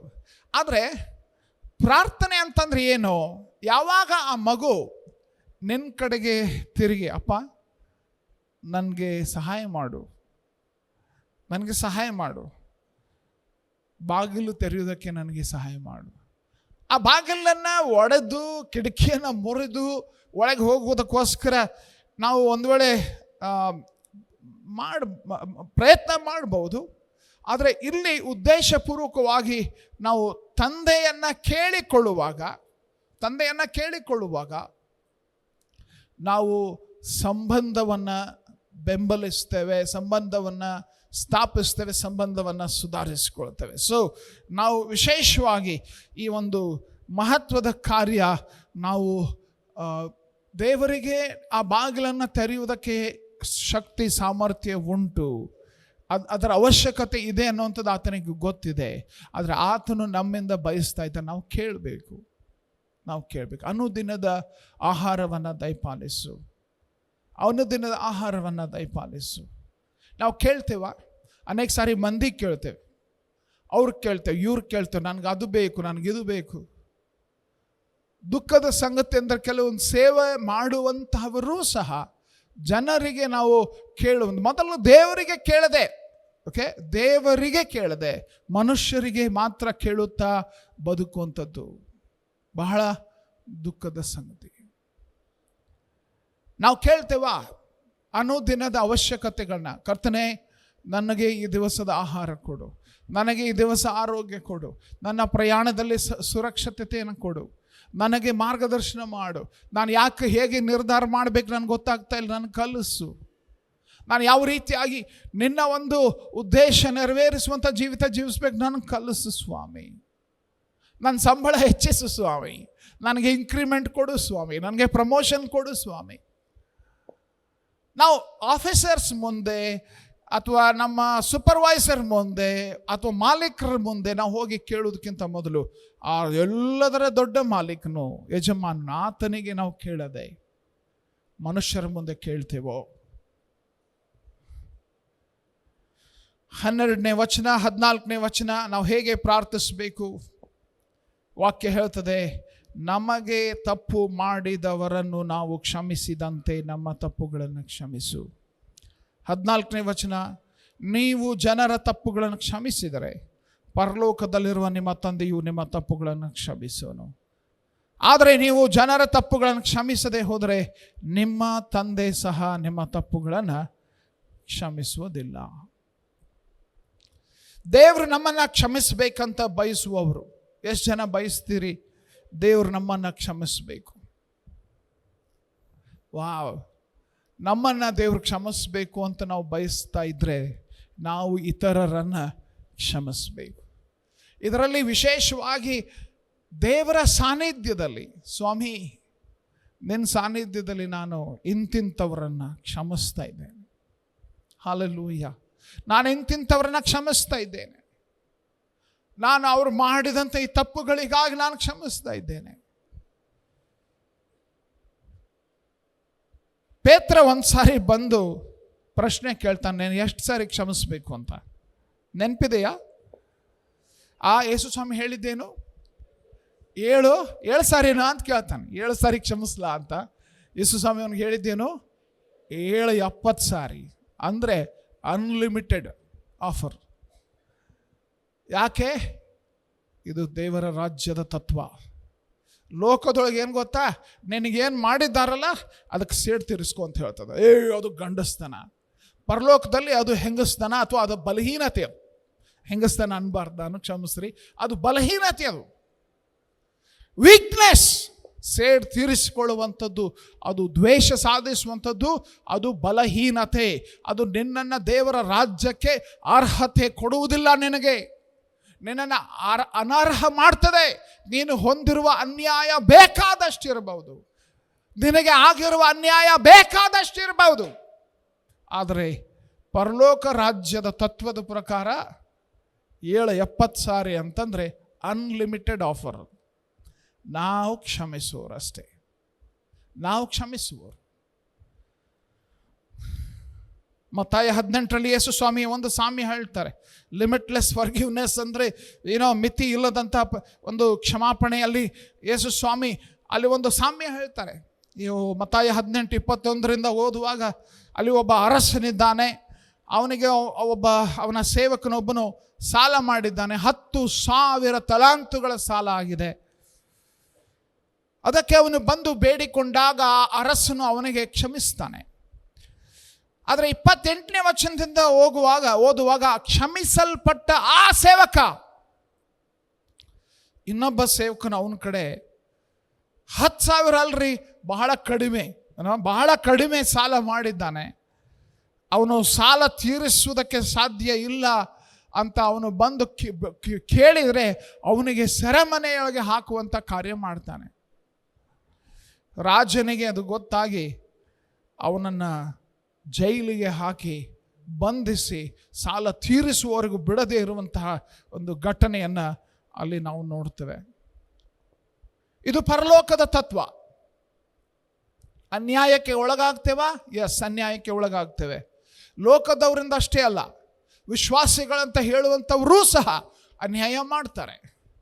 ಆದರೆ ನಮ್ಮ ಸ್ವಭಾವ ಏನು? ದೇವರ ರಾಜ್ಯದಲ್ಲಿ ಸೇರಬೇಕಂತ ಬಯಸುವಂಥ ಪ್ರತಿಯೊಬ್ಬರು ನಮ್ಮ ಸ್ವಭಾವ ಏನಂದರೆ ನಾವು ಕ್ಷಮಿಸಬೇಕು.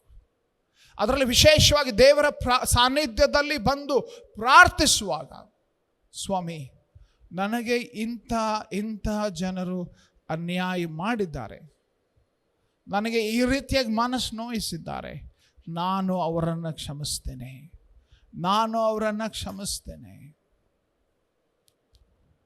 ಈ ದಿವಸ ಇಲ್ಲಿ ಕುಳಿತುಕೊಂಡು ನಾವು ಕೆಲವರ ವಿರುದ್ಧವಾಗಿ ಅವ್ರು ಹೀಗೆ ಮಾಡಿದ್ದಾರೆ ಅಂತ ನಮ್ಮೊಳಗೆ ಸಿಟ್ಟು, ಸೇಡು, ದ್ವೇಷ ಇಟ್ಟುಕೊಂಡು ಕುಳಿತುಕೊಂಡಿದ್ರೆ, ಪ್ರಿಯರೇ, ಕ್ಷಮಿಸೋಣ. ಕಲಿತಾ ಇದ್ದೇವೆ, ಓಕೆ, ಕ್ಷಮಿಸೋಣ. ನಾವು ಯೇಸು ಸ್ವಾಮಿ ನಮಗೆ ಕಲಿಸ್ತಾ ಇದ್ದಾರೆ ಹೇಗೆ ಪ್ರಾರ್ಥನೆ ಮಾಡಬೇಕು. ಕ್ಷಮಿಸೋಣ. 13ನೇ ವಚನ ಕೊನೆಯದಾಗಿ ನಾವು ಪ್ರಾರ್ಥಿಸಬೇಕು. ಹೇಗೆ ಪ್ರಾರ್ಥಿಸಬೇಕಂದ್ರೆ ಆತನ ಮಾರ್ಗದರ್ಶನ ಮತ್ತು ಭದ್ರತೆಗಾಗಿ. ನಮ್ಮನ್ನು ಶೋಧನೆಯೊಳಗೆ ಸೇರಿಸದೆ ಕೇಡಿನಿಂದ ನಮ್ಮನ್ನು ತಪ್ಪಿಸು. ದೇವರು ನಮ್ಮನ್ನು ನಡೆಸಬೇಕಂತ ನಾವು ಪ್ರಾರ್ಥಿಸಬೇಕು. ಶೋಧನೆಯೊಳಗೆ ಸೇರಿಸದೆ ಅಂದರೆ, ಸ್ವಾಮಿ ನೀನು ನಮ್ಮನ್ನು ಕೈ ಹಿಡಿದು ನಡೆಸಪ್ಪ. ಈ ಜೀವನವನ್ನು ನಾವು ಹೇಗೆ ಜೀವಿಸಬೇಕೆಂಬುವಂಥದ್ರಲ್ಲಿ ನೀನು ನಮ್ಮನ್ನು ನಡೆಸು.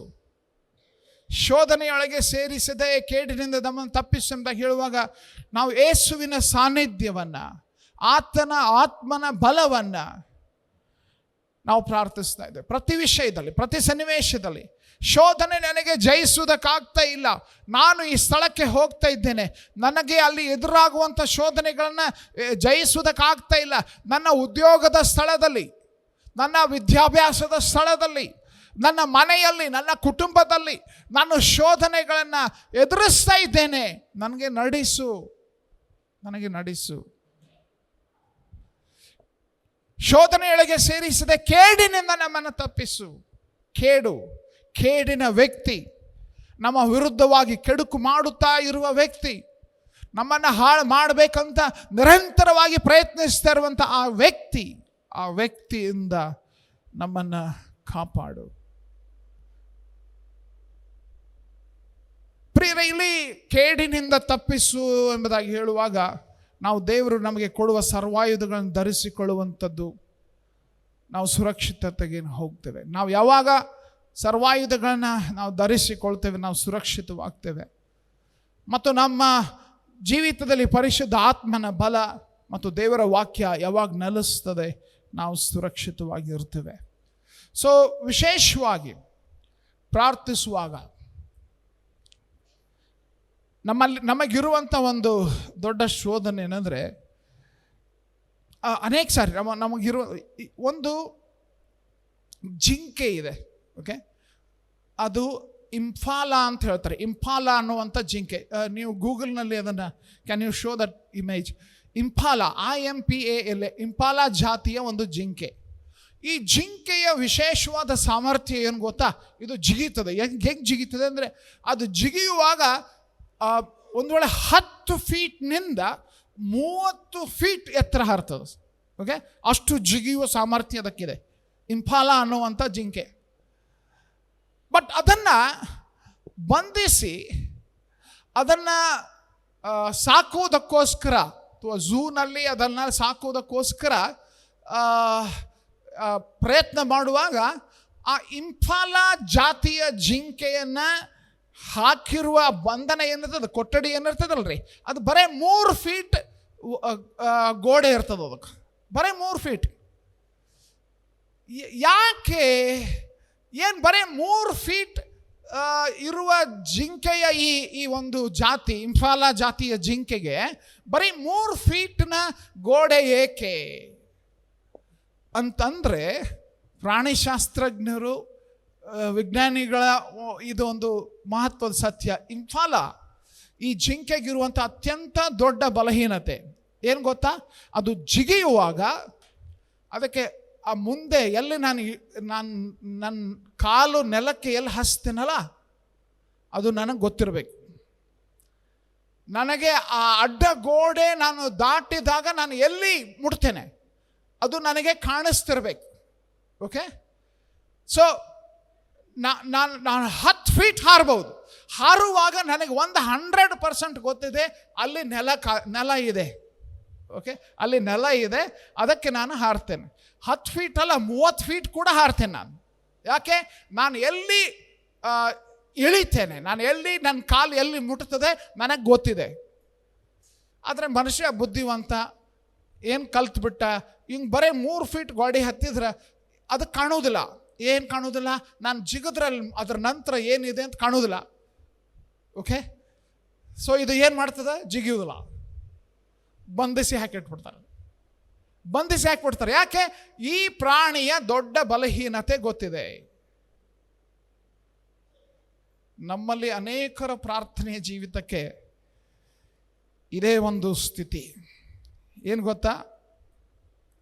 ನಾವು ಭದ್ರತೆಗಾಗಿ ಪ್ರಾರ್ಥಿಸ್ತೇವೆ, ಆದರೆ ಜಿಗಿಯುವುದಕ್ಕಾಗಿ ಹೆದರ್ತೇವೆ. ನಾವು ದೊಡ್ಡ ದೊಡ್ಡ ಕಾರ್ಯಗಳಿಗಾಗಿ ಪ್ರಾರ್ಥಿಸ್ತೇವೆ, ದೇವರೇ ಅದನ್ನು ಮಾಡು, ದೇವರೇ ಇದನ್ನು ಮಾಡು, ಬಟ್ ಜಿಗಿಯುವುದಕ್ಕಾಗಿ ಹೆದರ್ತೇವೆ. ಯಾಕೆ? ಜಿಗಿದು ಬಿಟ್ರೆ ನಾನು ಎಲ್ಲಿ ಇಳಿತೀನಿ ನನಗೆ ಗೊತ್ತಿಲ್ಲ, ನಾನು ಹಾರಿದ್ದೇನೆ, ಎಲ್ಲಿ ಇಳಿತೇನೆ ನನಗೆ ಗೊತ್ತಿಲ್ಲ. ಸೊ ದೊಡ್ಡ ಪ್ರಾರ್ಥನೆ ಅಷ್ಟೇ. ಬಟ್ ನನಗೆ ಪ್ರಾರ್ಥಿಸಿದ ನಂತರ ಏನಾಗ್ತದೆ ಎಲ್ಲ ದೇವರು ನಿನಗೆ ಡೀಟೇಲ್ಸ್ ಕೊಡಬೇಕು. ಓಕೆ, ನಿನಗೆಲ್ಲ ನಿನ್ನ ಪ್ರಾರ್ಥನೆಯ ಜೀವಿತದ ಪ್ರತಿಯೊಂದು ಇನ್ಫಾರ್ಮೇಷನ್ ಕೊಡಬೇಕು. ಆಮೇಲೆ ನಾವು ಕೆಲಸ ಮಾಡ್ತೇವೆ. ಪ್ರಿಯರೇ, ಪ್ರಾರ್ಥನೆ ನಿನ್ನ ಅಡೆತಡೆಗಳನ್ನು ತೆಗೆದು ಹಾಕುವುದಿಲ್ಲ, ಆದರೆ ಪ್ರಾರ್ಥನೆ ನಿನ್ನ ಜೀವಿತದಲ್ಲಿ ಎಷ್ಟೊಂದು ಭರವಸೆಯನ್ನು ತುಂಬುತ್ತದೆ ಅಂತಂದರೆ 10 ಫೀಟ್ 20 ಫೀಟ್ 30 ಫೀಟ್ ಹಾರಿ ಜಿಗಿಯುವುದಕ್ಕೆ ಸಾಮರ್ಥ್ಯ ಕೊಡ್ತದೆ. ಯಾಕಂದರೆ ಅಡೆತಡೆಗಳು ನನಗೆ ನಿಲ್ಲಿಸುವುದಕ್ಕೆ ಸಾಧ್ಯವಿಲ್ಲ. ಯಾಕಂದರೆ ನನಗೆ ಗೊತ್ತಿದೆ, ಏನು ಗೊತ್ತಾ, ಅಲ್ಲಿ ಜಿಗಿದ ಮೇಲೆ ಏನಿದೆ ನನಗೆ ಗೊತ್ತಿಲ್ಲ, ಯಾರ ಕಡೆ ಏನಿದೆ ಅನ್ನೋದು ನನಗೆ ಗೊತ್ತಿದೆ. ಹಲ್ಲೆಲೂಯಾ. ನನ್ನ ಯಜಮಾನ, ನನ್ನ ರಕ್ಷಕ, ನನ್ನ ಒಡೆಯ, ಆತನು ನನ್ನನ್ನು ಕಾಯ್ತಾನೆ, ನಡೆಸ್ತಾನೆ ಅನ್ನುವಂಥ ಭರವಸೆ ಇದೆ. ಅದಕ್ಕೆ ನಾವು ಜಿಗಿಯುವುದಕ್ಕೆ ಹೆದರುವುದಿಲ್ಲ. ಹಲ್ಲೆಲೂಯಾ. ಪ್ರಾರ್ಥಿಸುವಾಗ ಈ ಸಮಯ ನಾನು ನಿಮಗೆ ನಮ್ಮ ಪ್ರಾರ್ಥನೆ ಜೀವಿತ ಪರಿಶೀಲಿಸುವುದಕ್ಕೋಸ್ಕರ ನಾನು ಕೇಳಿಕೊಳ್ತೇನೆ. ಪ್ರಿಯರೇ, ನಾವು ಹೇಗೆ ಪ್ರಾರ್ಥಿಸ್ತೇವೆ? ಪ್ರಾರ್ಥಿಸುವಾಗ ಕಪಟಿಗಳಂತೆ ಪ್ರಾರ್ಥಿಸಬಾರ್ದು. ಪ್ರಾರ್ಥಿಸುವಾಗ ಅಜ್ಞಾನಿಗಳಂತೆ ಪ್ರಾರ್ಥಿಸಬಾರ್ದು. ನಾವು ಪ್ರಾರ್ಥಿಸುವಾಗ ಏಕಾಂತವಾದ ಸ್ಥಳದಲ್ಲಿ ಪ್ರಾರ್ಥಿಸಬೇಕು. ಪ್ರಾರ್ಥಿಸುವಾಗ ಸಮರ್ಪಣೆಯೊಂದಿಗೆ ಪ್ರಾರ್ಥಿಸಬೇಕು. ಪ್ರಾರ್ಥಿಸುವಾಗ ದೇವರ ರಾಜ್ಯ ಬರುವುದಕ್ಕಾಗಿ ಪ್ರಾರ್ಥಿಸಬೇಕು. ಪ್ರಾರ್ಥಿಸುವಾಗ ನಿನ್ನ ಕೊರತೆಗಳು ನೀಗುವುದಕ್ಕಾಗಿ ಪ್ರಾರ್ಥಿಸಬೇಕು. ಪ್ರಾರ್ಥಿಸುವಾಗ ನಾವು ಕ್ಷಮಿಸುವವರಾಗಿ ಪ್ರಾರ್ಥಿಸಬೇಕು. ಕ್ಷಮಿಸುವವರಾಗಿ ದೇವರ ಸನ್ನಿಧಾನದಲ್ಲಿ ಬರಬೇಕು. ನಾವು ಪ್ರಾರ್ಥಿಸುವಾಗ ದೇವರ ಮಾರ್ಗದರ್ಶನ, ದೇವರ ಭದ್ರತೆಯನ್ನು ಕೇಳಿ ನಾವು ಪ್ರಾರ್ಥಿಸಬೇಕು. ನಮ್ಮ ತಲೆಗಳನ್ನು ತಗ್ಗಿಸಿ ಸಮಯ ನಮ್ಮ ಪ್ರಾರ್ಥನೆ ಜೀವಿತ ಹೇಗಿದೆ ಪರೀಕ್ಷಿಸಿಕೊಳ್ಳೋಣ.